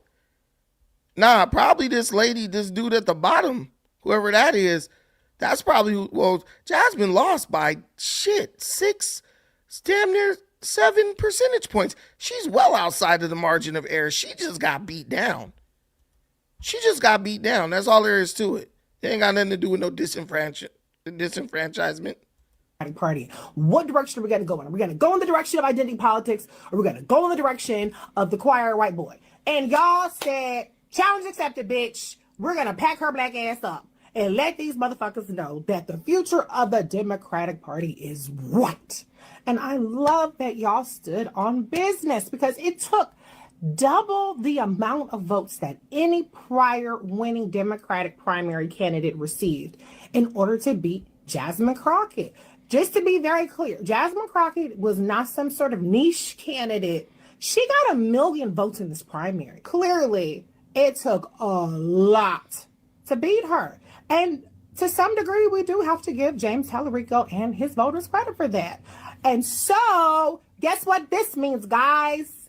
the baton is passed to you. Because remember that the theory of the race was that James Tallarico needed to be the nominee because he's the only one that can get the white votes, and he was going to convert the voters. And Jasmine Crockett didn't want to even bother to get Republican voters. So y'all got some work to do. You need to be going to some honky tonks, some gun ranges. Look at how they talk. Look at how they talk. They say they're allies. They say they're working together, but look at the immediate disrespect that the white folks get when the black folks don't get their way. You think that's endearing white people to you? Do you think that's like, yeah, next time we're going to vote for the black candidate? No. And this is the same type of energy that Jasmine Crockett displayed. And that's why she did not get selected. That's why they did not want to put her up to run against Cornyn or Paxton. Understand that. Jasmine Crockett, the way this lady acting is how she really act. This was the person who Jasmine Crockett was trying to connect with. And that might work in her district when she was a congresswoman, but that's not going to work statewide in Texas. That is not going to work statewide in Texas. There's a lot of black folks who not going to vote for Jasmine Crockett because they don't like that ghetto shit. A lot of conservative, traditional black folks. But I'm going to tell you what's going to happen. They got 2 million votes here. I wouldn't even be surprised if some Republicans voted in this. I don't know if Republicans can vote in the Democrat primary. But listen, the Republicans had about almost 2 million people voting. The Democrats have 2,200,000 people voting, right? What I believe is going to happen is like 50% of the black people who voted for Jasmine Crockett, maybe even 60%, they're just not going to show up to the polls because it's not a black person running, and James Tallarico is going to lose. That's my I blinked out, sorry. That's my prediction. The black people who only voted because they was voting for the black woman, a lot of them are not going to show up, and it's going to prevent James Tallarico from beating the Republican candidate. The Republicans are going to come together. I think a lot of Democrats, when the let's make history shit goes out the window, they're just no longer interested. Some hold downs, some barns. Y'all need to be out there pounding the pavement. Get out of black folks' comments on social media, camped out there. Because Tallarico is going to make whites Democrats again. Okay. And we have to talk about their reactions because, of course. Hey, they're going crazy. I mean, the Democrat Party is just, it's messed up. They want you to put them in power, but they're clearly racist. They clearly have a hatred for whites. The same people they get the degrees from, they hate them. It's like a dog biting the hand that feed them. White. Identity matters. We need a fighter. And I was so ready to vote for Jasmine Crockett because I love her. But I voted for Tallarico. Of course you did. Because we need somebody who can win. We need someone who can win. I'm voting for Tallarico because we need somebody who can win. We need somebody who could get on the stage and be a professional and actually debate and not trying to reduce everything down to racism. People don't realize this, but when you call someone a racist, Republican or Democrat, every person in the room who's white feels like you're talking to them. They're looking at you saying, damn, they could say the same thing about me whenever they feel like it. And I'm not a racist. So they begin to sympathize and empathize with your opponent. And that's what really happened with James Tallarico. Jasmine Crockett was calling bro a racist. She was winning by 10 points in the polls, but don't believe the polls. The same polls said that Kamala Harris was beating Trump by 10 points. And guess what happened? You got cooked. My next question, and maybe this question was asked. I mean, that was just a small snippet. And this Jamel Hill, this she's next terrible. Question would have been, if you hold up James Tallarico and Jasmine Crockett, and you just put forth their records and put forth I would say they're not their records. If you put forth their policy stances, where they, whatever issue it is, put them forth, and you remove who is We remove them and you don't know who had what position. If you did like basically a Pepsi taste test with both of them, they're literally identical. So identity was very much on the ballot. Yes, they're literally identical. Just one is a ghetto wannabe hood rat, and the other is a professional. That's what I'm saying. It had nothing to do with race. They're literally identical on policies. They're just Democrat kiss asses. Whatever the Democrats say, this is what we doing, that's what they gonna do. They're never gonna go to the left or right of the Democrat Party. But one is a professional and one is a wannabe hood rat. One is auditioning to be a hood rat, a hoochie mama. And that's why they didn't pick her. That's why they said, nah, she ain't the one. This ain't it. How is that? What does that have to do with race? Jamel Hill, with her little fine ass, she is literally proving my point and the point of everyone else who's not trying to make this about race. It ain't about race. Jasmine Crockett, you heard the white woman say, you know, James Tallarico was a little bit more soft-spoken. They love that shit. White women voted for him because they think he's handsome. And he's soft-spoken and he's unassuming. Yeah, girl, you just lost the white female vote because they get wet in their underwear when they see James Tallarico. Live with it. Their underwear get moist when they see him, and that is why they didn't vote for you. That's what they really wanted to say, bro. That's what really, y'all don't understand with females. It be the stupidest shit. He made me moist and I voted for him. I wanted to vote. I thought I voted for Jasmine. But once I got in there and got ready to press the button, I'm not going to lie, I had a little orgasm and my hand fell. My finger landed on James Tallarico. Trust me, this is why people voted for John F. Kennedy. Women thought he was handsome. And that woman there that I just played, to her, when she said we need somebody who can win, we knew exactly what she was talking about. You needed a white man. Because you feel like you're thinking of the white voters out there and even some of the ones that are non-white. And you're saying to yourself, nobody gets it done like a white man. So identity matters. It matters a lot. Yeah. I don't think identity matters at all. I think it's just how you carry yourself. If you were smart, if you were articulate, which Jasmine Crockett is intelligent and articulate, but she doesn't behave that way. She wants to be a hood rat. Guys, we're going to go into this situation with Tim Walz in his he was testifying, man. This guy is in major trouble. He did some really underhanded things. Let me remind you really quick, we do have a $5 challenge.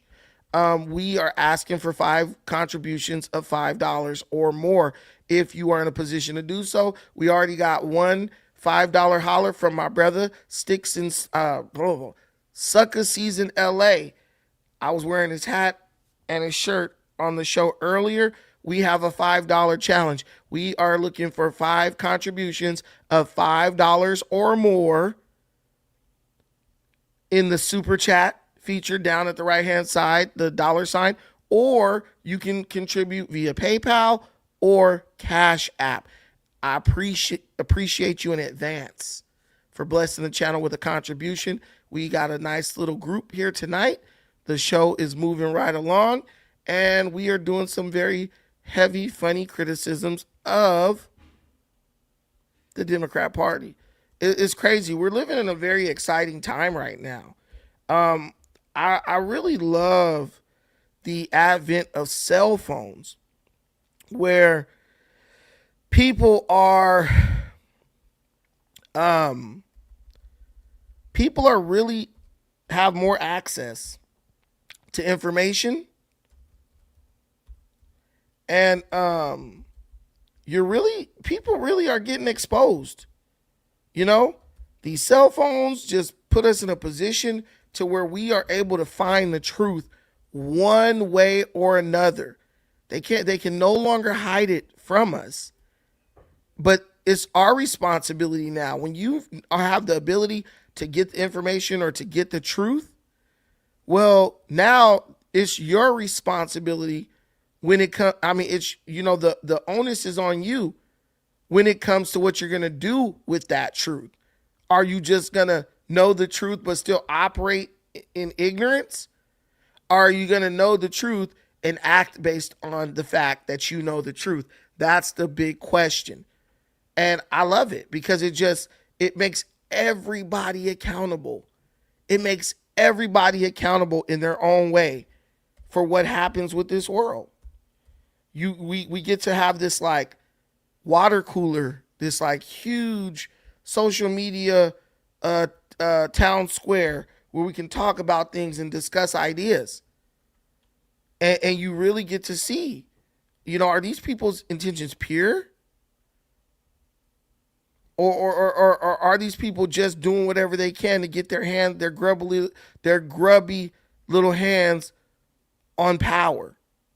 That's it. We're trying to talk about,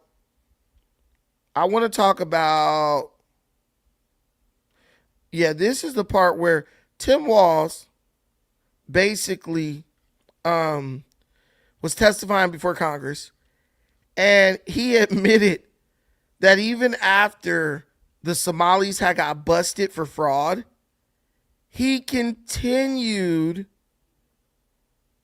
to give money to the Feeding Our Future scam, fraudulent business or organization. And he tries to explain why he did that. Why would you continue payments to an organization that has already been busted for fraud? I'm trying to get the one where it plays it straight through.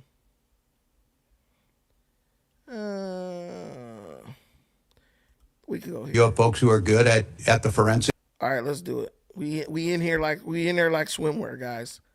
Shout out to everybody watching tonight. Shout out to Merck for the $5 holla in the building. In the billing. I don't want to learn more. Shout out to Merck. Another $5 holla super sticker. Guys, we only got 3 more to go. Let's do this. We ain't new to this. We true to this. All right, boom. Here we go. This is Robert Garcia. He's my congressman. Actually, he's a little homosexual Mexican. He used to be mayor of my city, Long Beach, and he actually lives around the corner from me. I should go knock on his door and leave a steaming, burning bag of poop on it. Yeah, give me $100 super chat and I'll record myself doing that. It's actually prevented any fraud. Is that your assessment, sir? That's correct. What you saw on the streets didn't do anything to it. And we've actively asked if you have folks who can help us, if you have folks who are good at the forensics, if they can help us do this, we want you there. As we have for the last 7 years that I've been governor, we partnered together and convicted people. Thank you. And with that, I also, just for the record, want to introduce our report as well. Today, the Democratic staff released it as well as far as relates to this hearing and Operation Metro Surge. So thank you, Mr. Chairman. Without objection, so ordered. Chair now recognizes our Majority Whip, Representative Emmer from Minnesota. Thank you, Chairman Comer. And actually, thank you, Governor Walz and Attorney General Ellison, for appearing before the committee today. Gentlemen, let's see if we can agree on at least one thing today. Today's hearing is titled Oversight of Fraud and Misuse of Federal Funds in Minnesota. Can we agree that this fraud is a serious thing, Governor Walz? Yes or no? Can we agree on that? Yes, any fraud is serious. Thank you.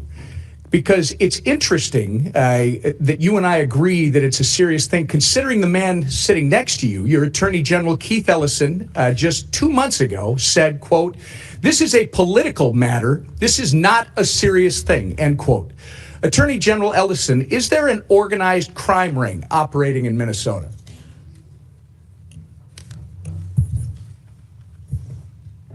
I'll answer for you, sir. Governor Walz believes there is an active crime ring in our state. So Attorney General Ellison, a black man, up in there embarrassing us. And it's so crazy when it's like black, especially male, like as much as the black female politicians are embarrassing with the ghetto behavior, the black male politicians on the Democrat side are no better. They literally act slow, like their brains don't work. They like, oh, it ain't no big deal. This is just political. Boy, they done stole damn near $19 billion. At what point does it become serious to you, Attorney General Ellison? When they freaking chop your fucking head off and say, Allahu Akbar? Like, nothing. Black Democrat male politicians just act like they're on the autism spectrum. It ain't that bad. It reminds me of back in the day when shit would be going on in the black community and you would say, man, like we out here killing each other and something. Oh man, we gonna be all right. Y'all remember black dudes used to say that? They just like have taken this attitude and mindset into politics. And it's really disgusting. It's really enraging. In October, the governor said, quote, "We've got an organized crime ring in Minnesota. I think it's been going on for years." Moving on, Mr. Ellison, I, along with millions of Americans, have grave concerns over your alleged relationships with Somali fraudsters who have since been charged and convicted of federal crimes. I'm sure you are aware that over 90% of the defendants charged in the Feeding Our Future fraud case are of Somali descent. In fact, you have personal knowledge of these people. There's a 54-minute audio tape of your meeting with these criminals in December of 2021. And during your meeting, they complained to you about increased scrutiny of their nonprofits, and you told them, quote, "Of course I'm here to help," end quote. It's on the internet. Anyone can listen to you say that. Since then, you claim you were not aware of their crimes in the $250 million Feeding Our Future scheme, the largest pandemic fraud case in the nation. But just weeks after your December 2021 meeting, the FBI executed search warrants that you never would have requested in the Feeding Our Future fraud investigation. Now let's fast forward to September of 2022, 10 months after you met with the Somali fraudsters. Your office issued a press release stating, quote, "Minnesota Attorney General Keith Ellison and his office have been deeply involved for 2 years in holding Feeding Our Future accountable," end quote. So according to your office, sir, you have been deeply involved in the Feeding Our Future case since September of 2020. That actually sounds like you are saying that at the time of your infamous meeting with the Somali fraudsters, you were already aware of the allegations of fraud. When you had this meeting in December 2021, did you know, sir, about the long-running FBI investigation into Feeding Our Future? Yes or no? Mr. Chairman, Mr. Representative Emmer. Reclaiming my time. Yes or no, nigga? I swear. Oh, yeah, Mr. Chairman. Like, come on, bro. Be a man. Like, if you know you've done wrong, just be a man. Or if you know you knew, yeah, I knew. Mr. Chairman, like, bro, you're not going to explain this away, bro. The FBI didn't caught these people. These people have, a lot of these Somalis are pleading straight guilty. They're pleading guilty to this already. So we know it has happened. We know that already. What you about to do with that damn widow's peak on your head? Boy, you need to just go bald because this shit just receding like crazy. How you light-skinned, but the edge of your head is more light-skinned than you? When did you personally become aware of the FBI investigation? That's all I'm asking. Representative Emmer, as you know, I have addressed this issue many times. All right. Reclaiming my time. In that same meeting with the fraudsters, Mr. Attorney General, you took aim at the Minnesota Department of Education. You stated that the Minnesota Department of Education had fought the nonprofit in very disgusting ways, in a very racist, xenophobic, and Islamophobic manner. You actually asked for the names of all these folks who are just hung up and offered to call the Minnesota Department of Education to, quote, demand some explanations. We now know that when you made these comments, the Biden DOJ was working with the Minnesota Department of Education and that their work exposed the massive fraud ring. Pretty bad look for you, sir. Either you were oblivious to what was going on under your nose, or worse, you were trying to obstruct the work of the Minnesota Department of Education. So I can see the time is getting short. Mr. Chairman, we are left with two questions. One, what did Governor Walz and Keith Ellison know about the fraud? And two, when did they actually know it? I would suggest that if they do not give direct and truthful answers to both these questions at this hearing, then they both need to be put under oath in a deposition. This is a serious thing, Mr. Attorney General. You are the only one who thinks protecting taxpayer dollars is political.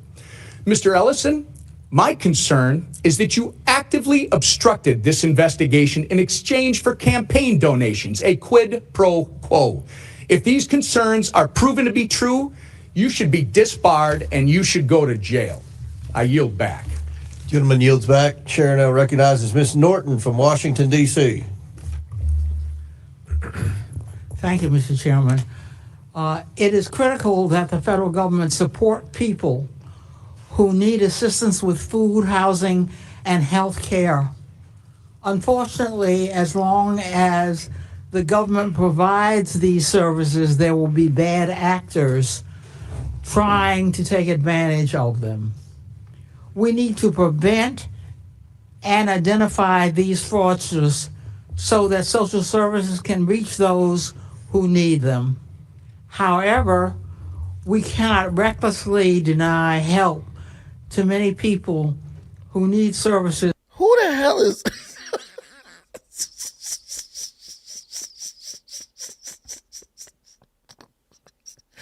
Who the hell is voting for this damn wild ballot?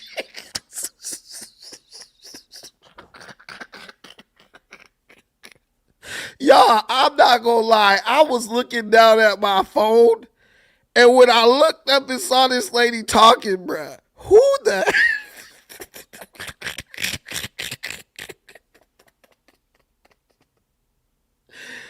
There is nothing this woman could say. Republican or Democrat?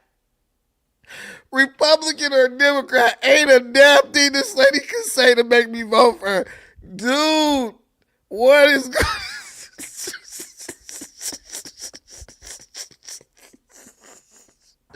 Man, throw the whole motherfucking Congress away, bruh. Throw the whole motherfucking Congress away, bruh. This lady looks crazy.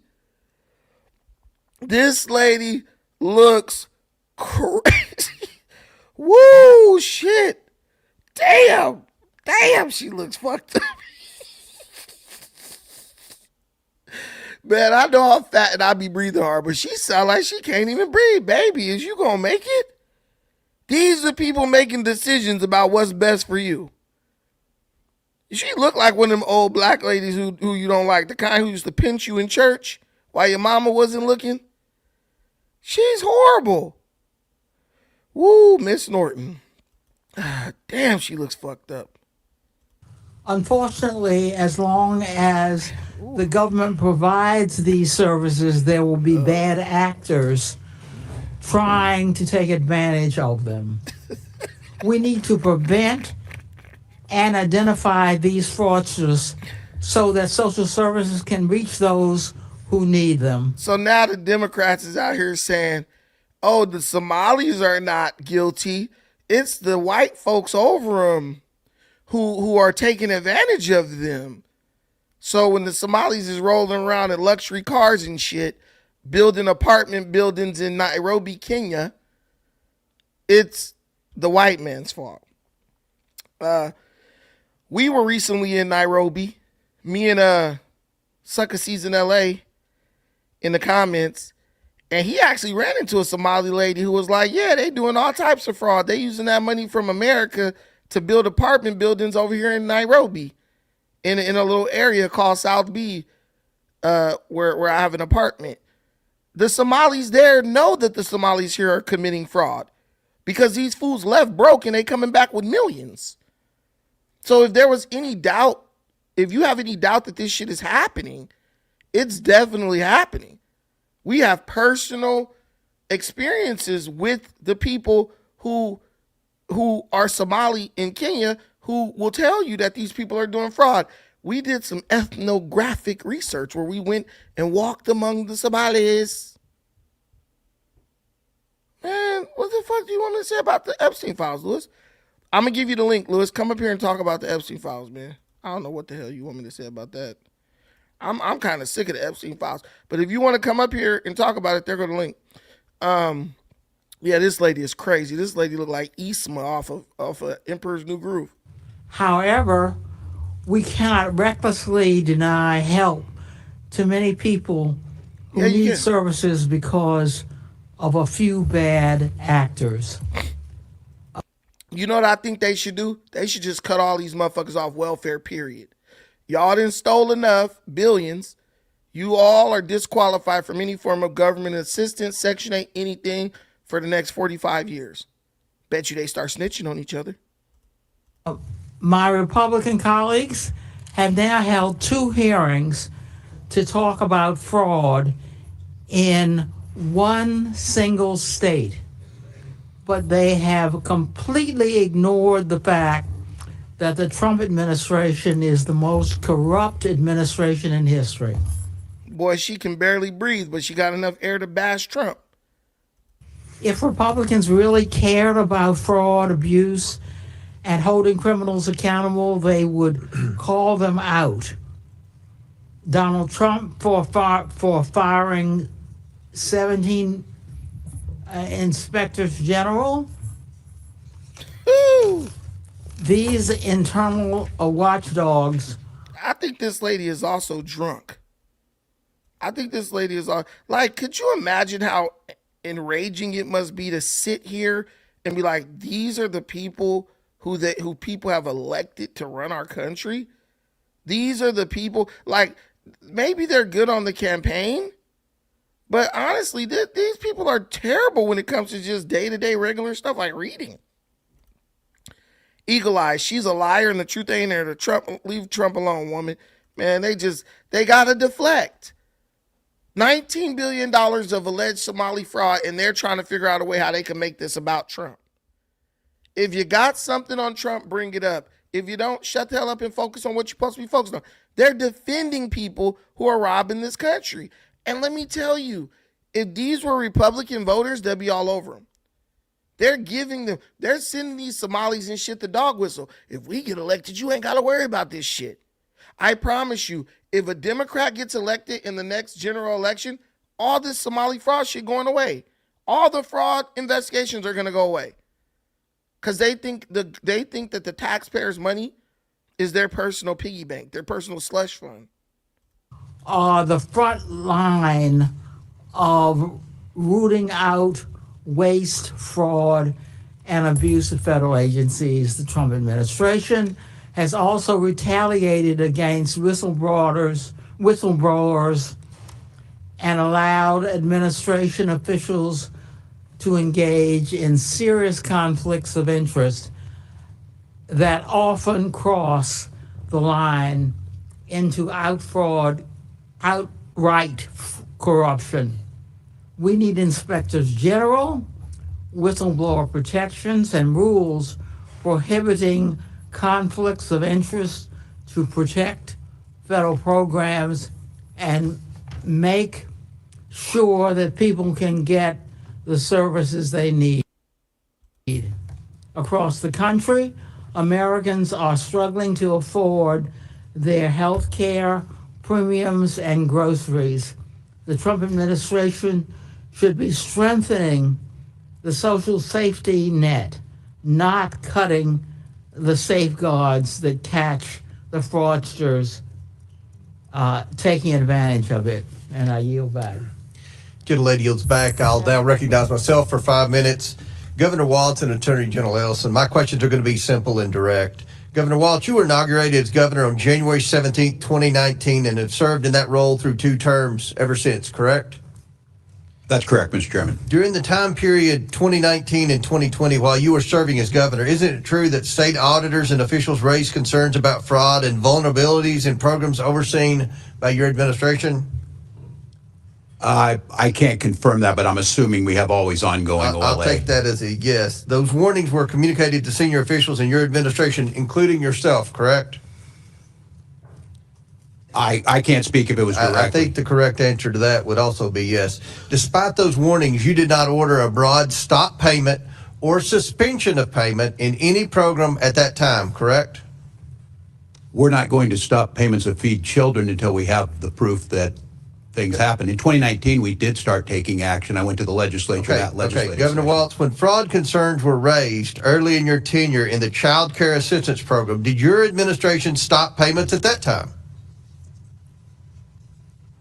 The Child Care Assistance Program and the answer is no. When fraud concerns were raised, would you like me to answer or not? Well, it's yes or no.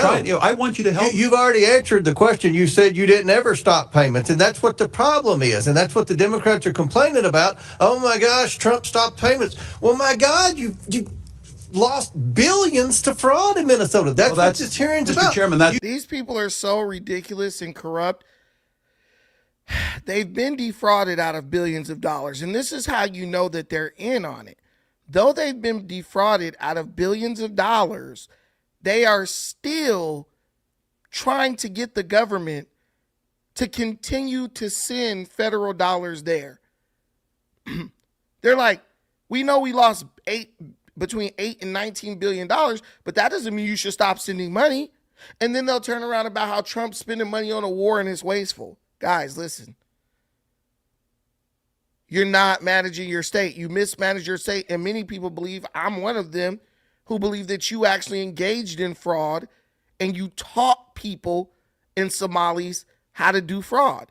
It's no different from when the United States goes to another country, teaches a group of people how to build bombs and build weapons and fight and organize or orchestrate an insurgency.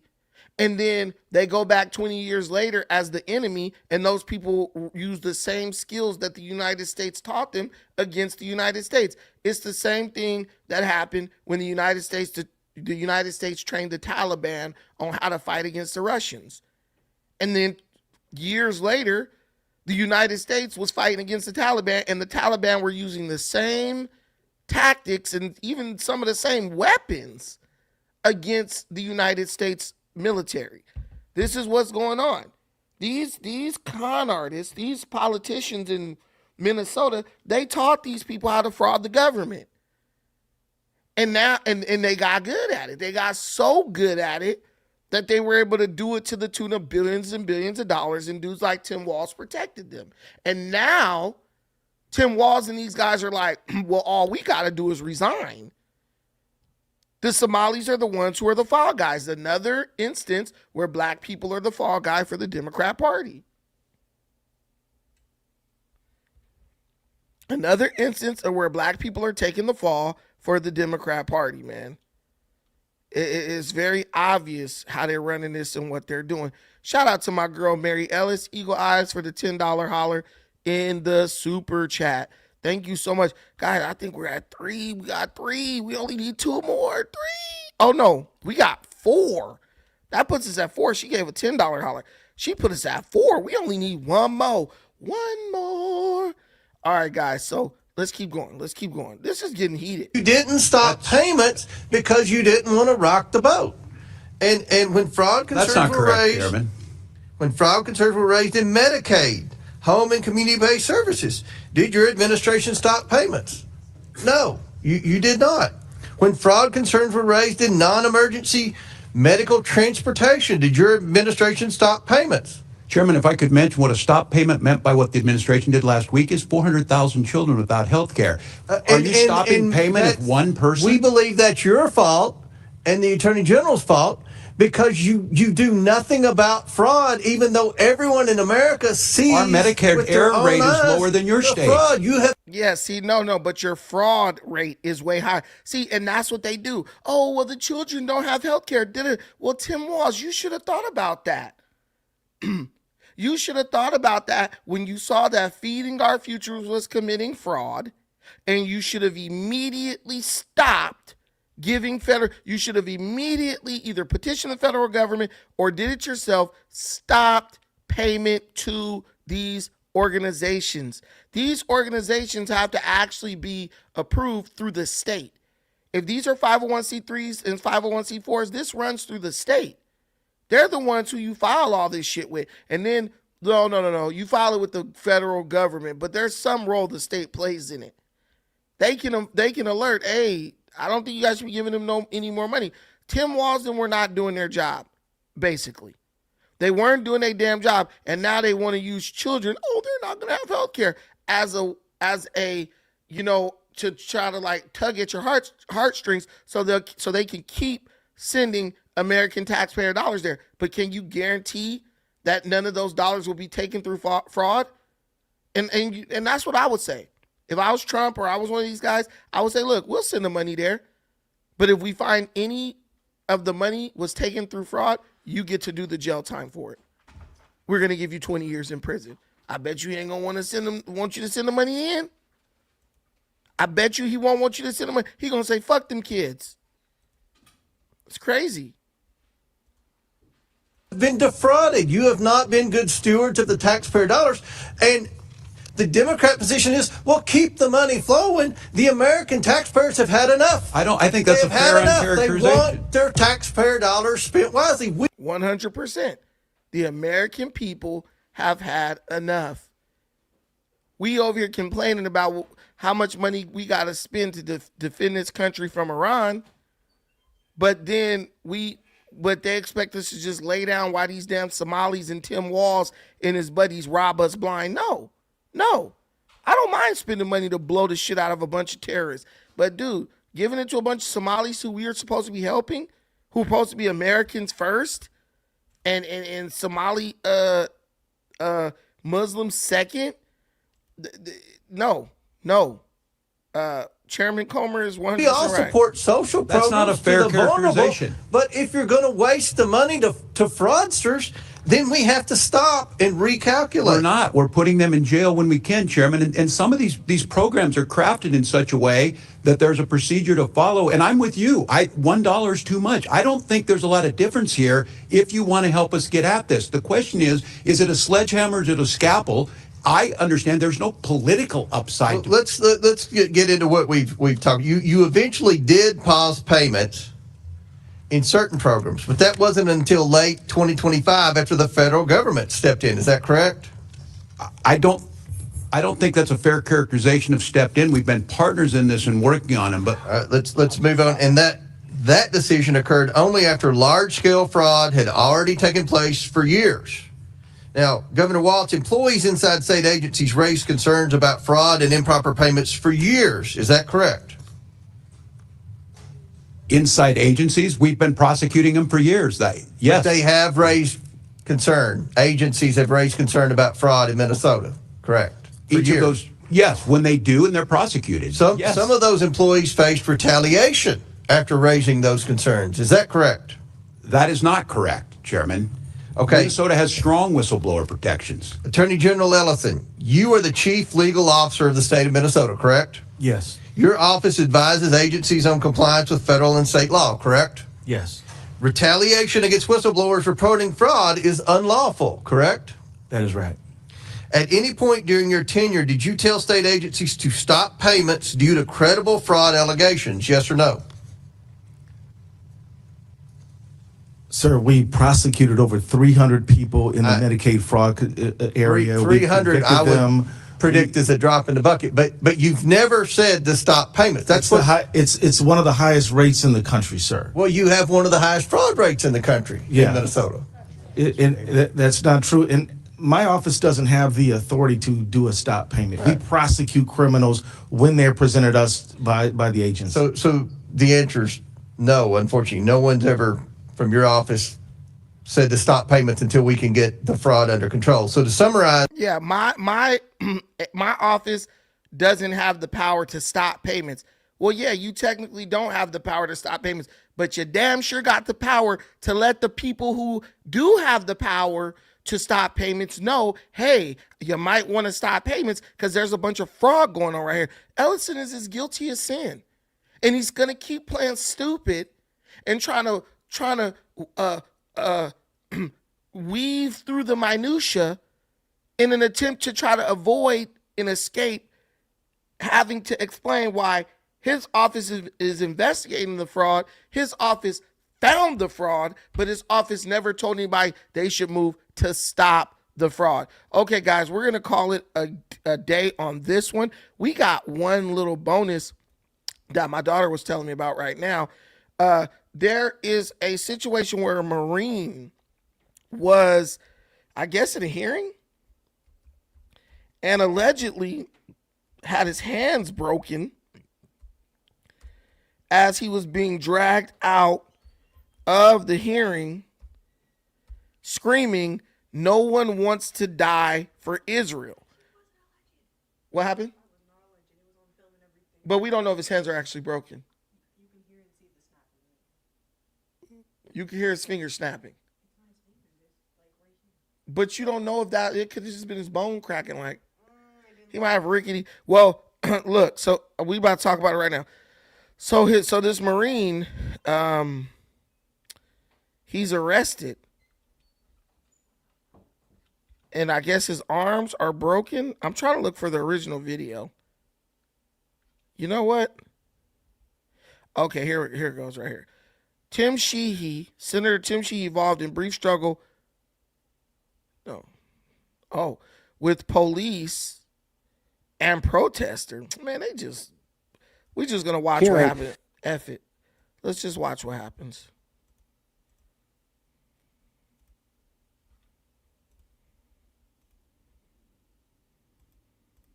Controversy erupting at the U.S. Capitol today. Now, some viewers may find this following video disturbing, as a man dressed in a Marine voiced his concerns over the war at a Senate Armed Services Committee hearing, saying no one wants to fight for Israel. Capitol Police attempted to remove him from the room.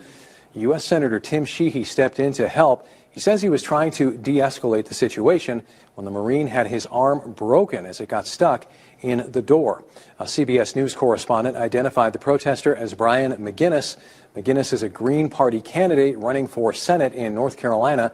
On his campaign page, he states he's running to represent the people, not to do the bidding of donors. And Tim Sheehy took to X to comment on the incident. He wrote, quote, "Capitol Police were attempting to remove an unhinged protester from the Armed Services hearing. He was fighting back. I decided to help out and de-escalate the situation. This gentleman came to the Capitol looking for a confrontation, and he got one. I hope he gets the help he needs without causing further violence," end quote. This, of course, is a developing story, and we'll have more details as they become available.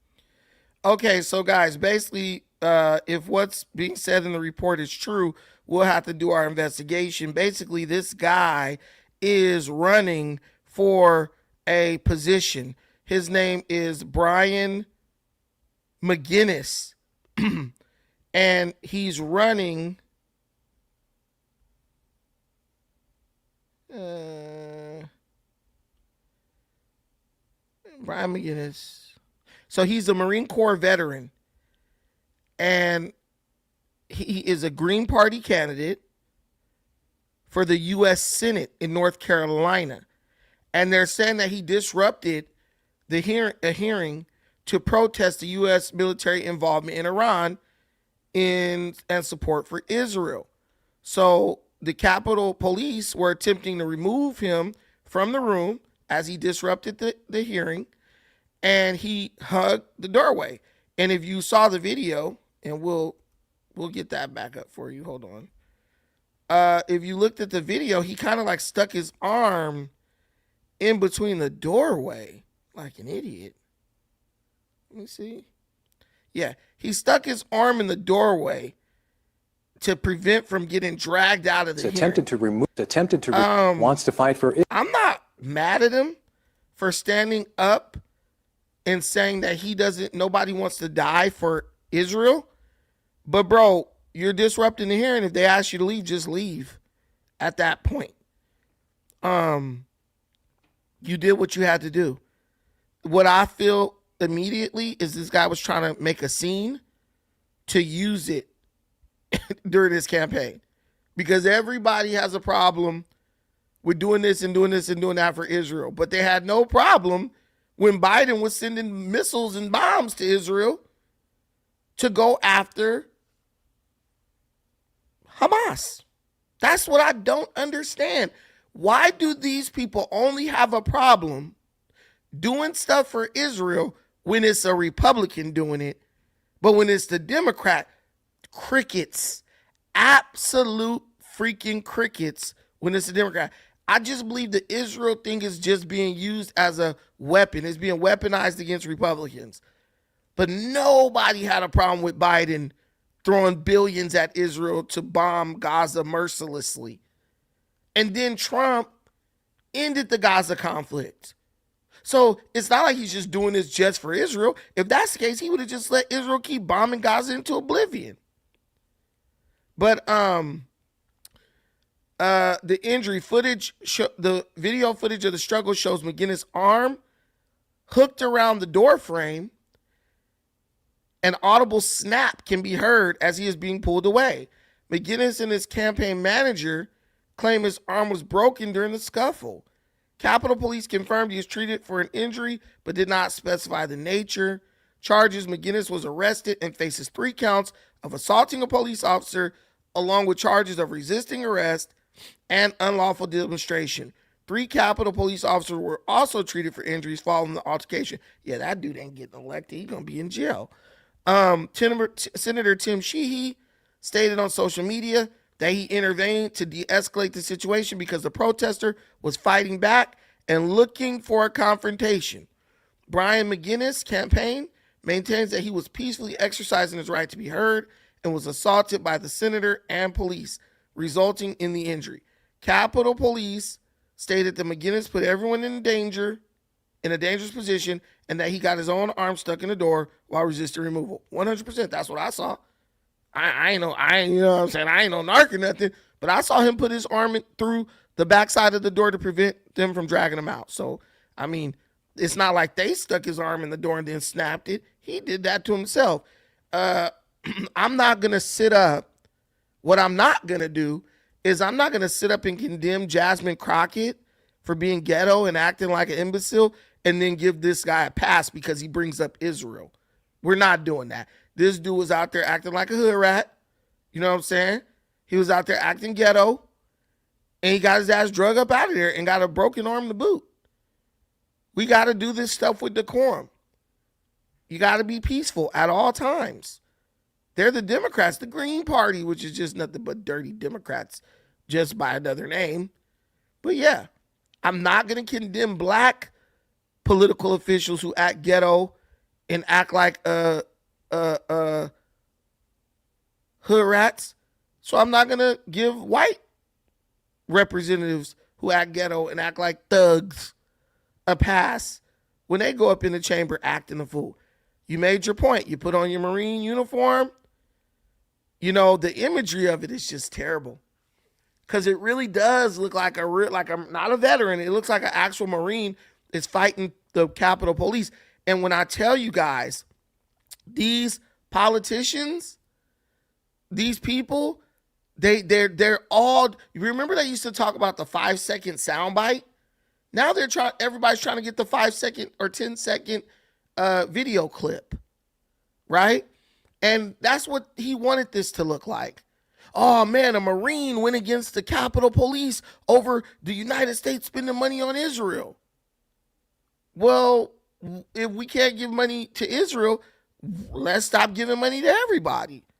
Because there's a lot of money being wasted. Somebody's like, we give Israel $3.8 billion. Bro, we give Egypt a bunch of money. We give a bunch of South American countries a bunch of money. We give a bunch of countries in Europe a bunch of money. We give a bunch of countries in Africa a bunch of money. Okay, so stop the money to Israel. Let's stop the money to everybody then, if it's all about waste. Or is it just that you don't like Israel for whatever reason? I really don't understand anti-Semitism, our black anti-Semitism especially. Because what the hell has Israel ever done to your black ass? Yeah, I think black people just have an issue with Israel because white liberals tell them you need to have an issue with Israel, and we're like, okay, we don't think for ourselves. But I wish the best to this dude and his family, man. Seek help, my brother. You tripping? Saying no one wants to fight for Israel. Capitol Police attempted to remove him from the room. U.S. Senator Tim Sheehy stepped in to help. He says he was trying to de-escalate the situation when the Marine had his arm broken as it got stuck in the door. A CBS News correspondent identified the protester as Brian McGinnis. McGinnis is a Green Party candidate running for Senate. Yeah, bro must have osteoporosis. I don't think that door should have broke before your arm broke, bro. Or at least grab it with both hands, fool. Look at the black guy in the hallway, bro. Just on his phone like, you ain't gonna believe what happened today. You know, bro probably talking to his wife or something. You see the black dude on the right-hand side of the door? He just on the phone talking and laughing. He got a big-ass smile on his face. Like, hey, these white folks is tripping. Hey, I say let them trip, man. I ain't got no dog in the fight. Let them do what they do. Let them do what they do. We got Jasmine ass up out of here. That's a win for the day. We got Al Green's dog ass out of here too. So good riddance to his ass too. But guys, I'm gonna call it tonight. It's getting late here. It's 9:20. I still need to go to the gym tonight. So, I can't wait. I can't talk until I'm tired and falling asleep. The Israelis are not Semites. The Palestinians are. No one gives a shit about that. What is a Semite? Kaboom, what is a Semite? Tell me in the comments, what is a Semite? What is a Semite, guys?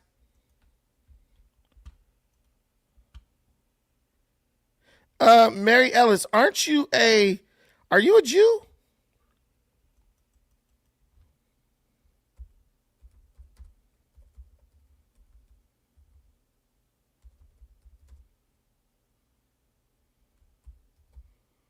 Are you a Jewish person, Mary Ellis? Tell me about it.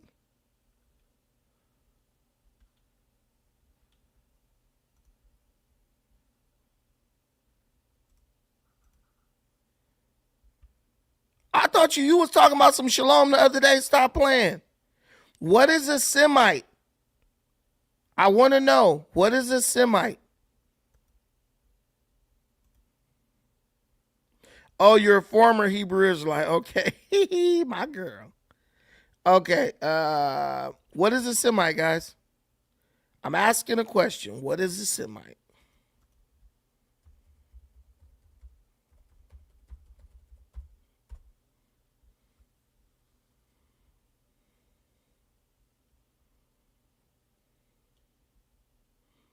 So they're saying Semites can be either Jewish or Arabs. And if you say Jews are not Semites, you're probably trying to talk about the Ashkenazis, but they're the minority in Israel. So do Shemites come from Shem?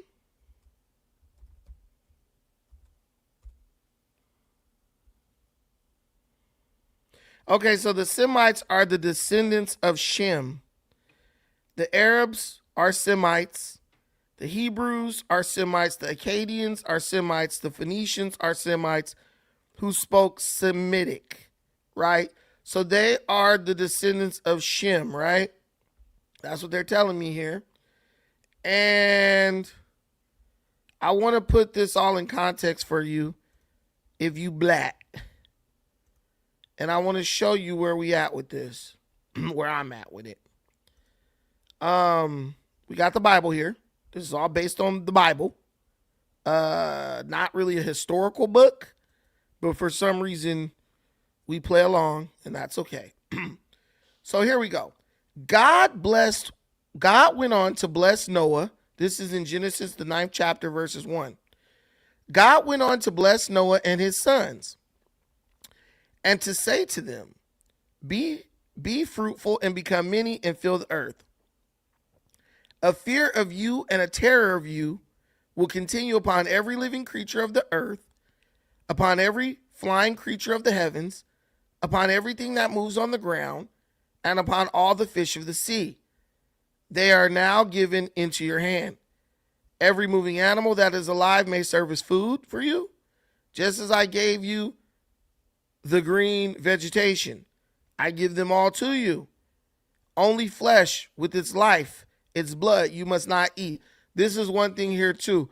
Before the Hebrews became Israelites, this is before there was ever an Israelite, they were able to eat pork. See what he said? Every moving animal that is alive may serve as food for you. See that? Only thing is only flesh with its life, its blood, because they say the Bible says that the soul is in the blood. You're supposed to abstain from blood. You guys are learning tonight right now. Besides that, I will demand an accounting for your lifeblood. I will demand an accounting from every living creature, and from each man I will demand an accounting for the life of his brother. Anyone shedding man's blood, by man will his own blood be shed, for in God's image he made man. As for you, be fruitful and become many, increase abundantly on the earth and multiply. Then God said to Noah and to his sons with him, I am now establishing my covenant with you and with your offspring after you, and with every living creature that is with you, the birds, the animals, and all the living creatures of the earth with you, all those that came out of the ark, every living creature of the earth. Yes, I am establishing my covenant with you. Never again will all flesh be destroyed by the waters of a flood, and never again will a flood bring the earth to ruin. Okay, so here, number 18. Noah's sons who came out of the ark were Shem, Ham, and Japheth. Ham later became the father of Canaan. These three were Noah's sons, and all the earth's populations came from them and spread abroad. So this little scripture right here in the Bible, nobody knows who wrote it. They said it that in 2 sentences, and that's what all this stuff is based on.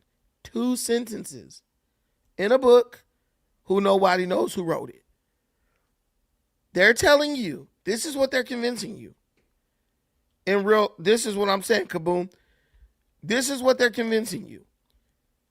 3 brothers, Shem, Ham, and Japheth, had children, and those children are totally unrelated.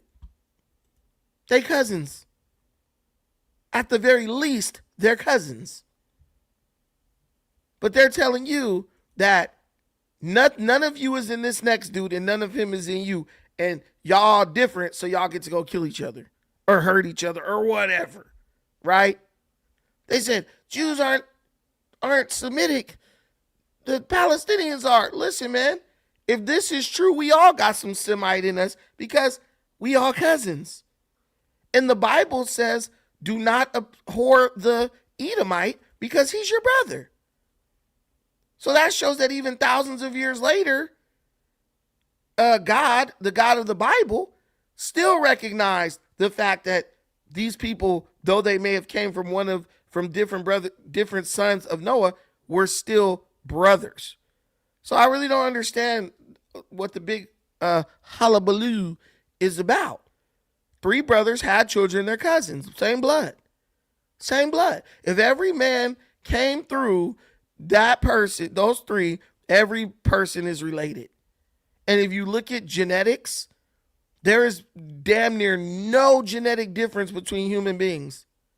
As a matter of fact, human beings have the least genetic variation out of every creature on earth. A monkey, 2 monkeys have more genetic variation than 2 human beings. So yeah, man, I don't get it. I don't get it. Y'all got it. I don't get it, but y'all got it. You know, y'all ready to go fight and die over the shit, or disown people over it. I'm not there yet. Maybe I'll never be there. Maybe I'll get there late. I don't know. But guys, we're gonna call it a night, man. Thank you. This is a great live stream. I appreciate everything you do for me in this channel. Till the next time, peace.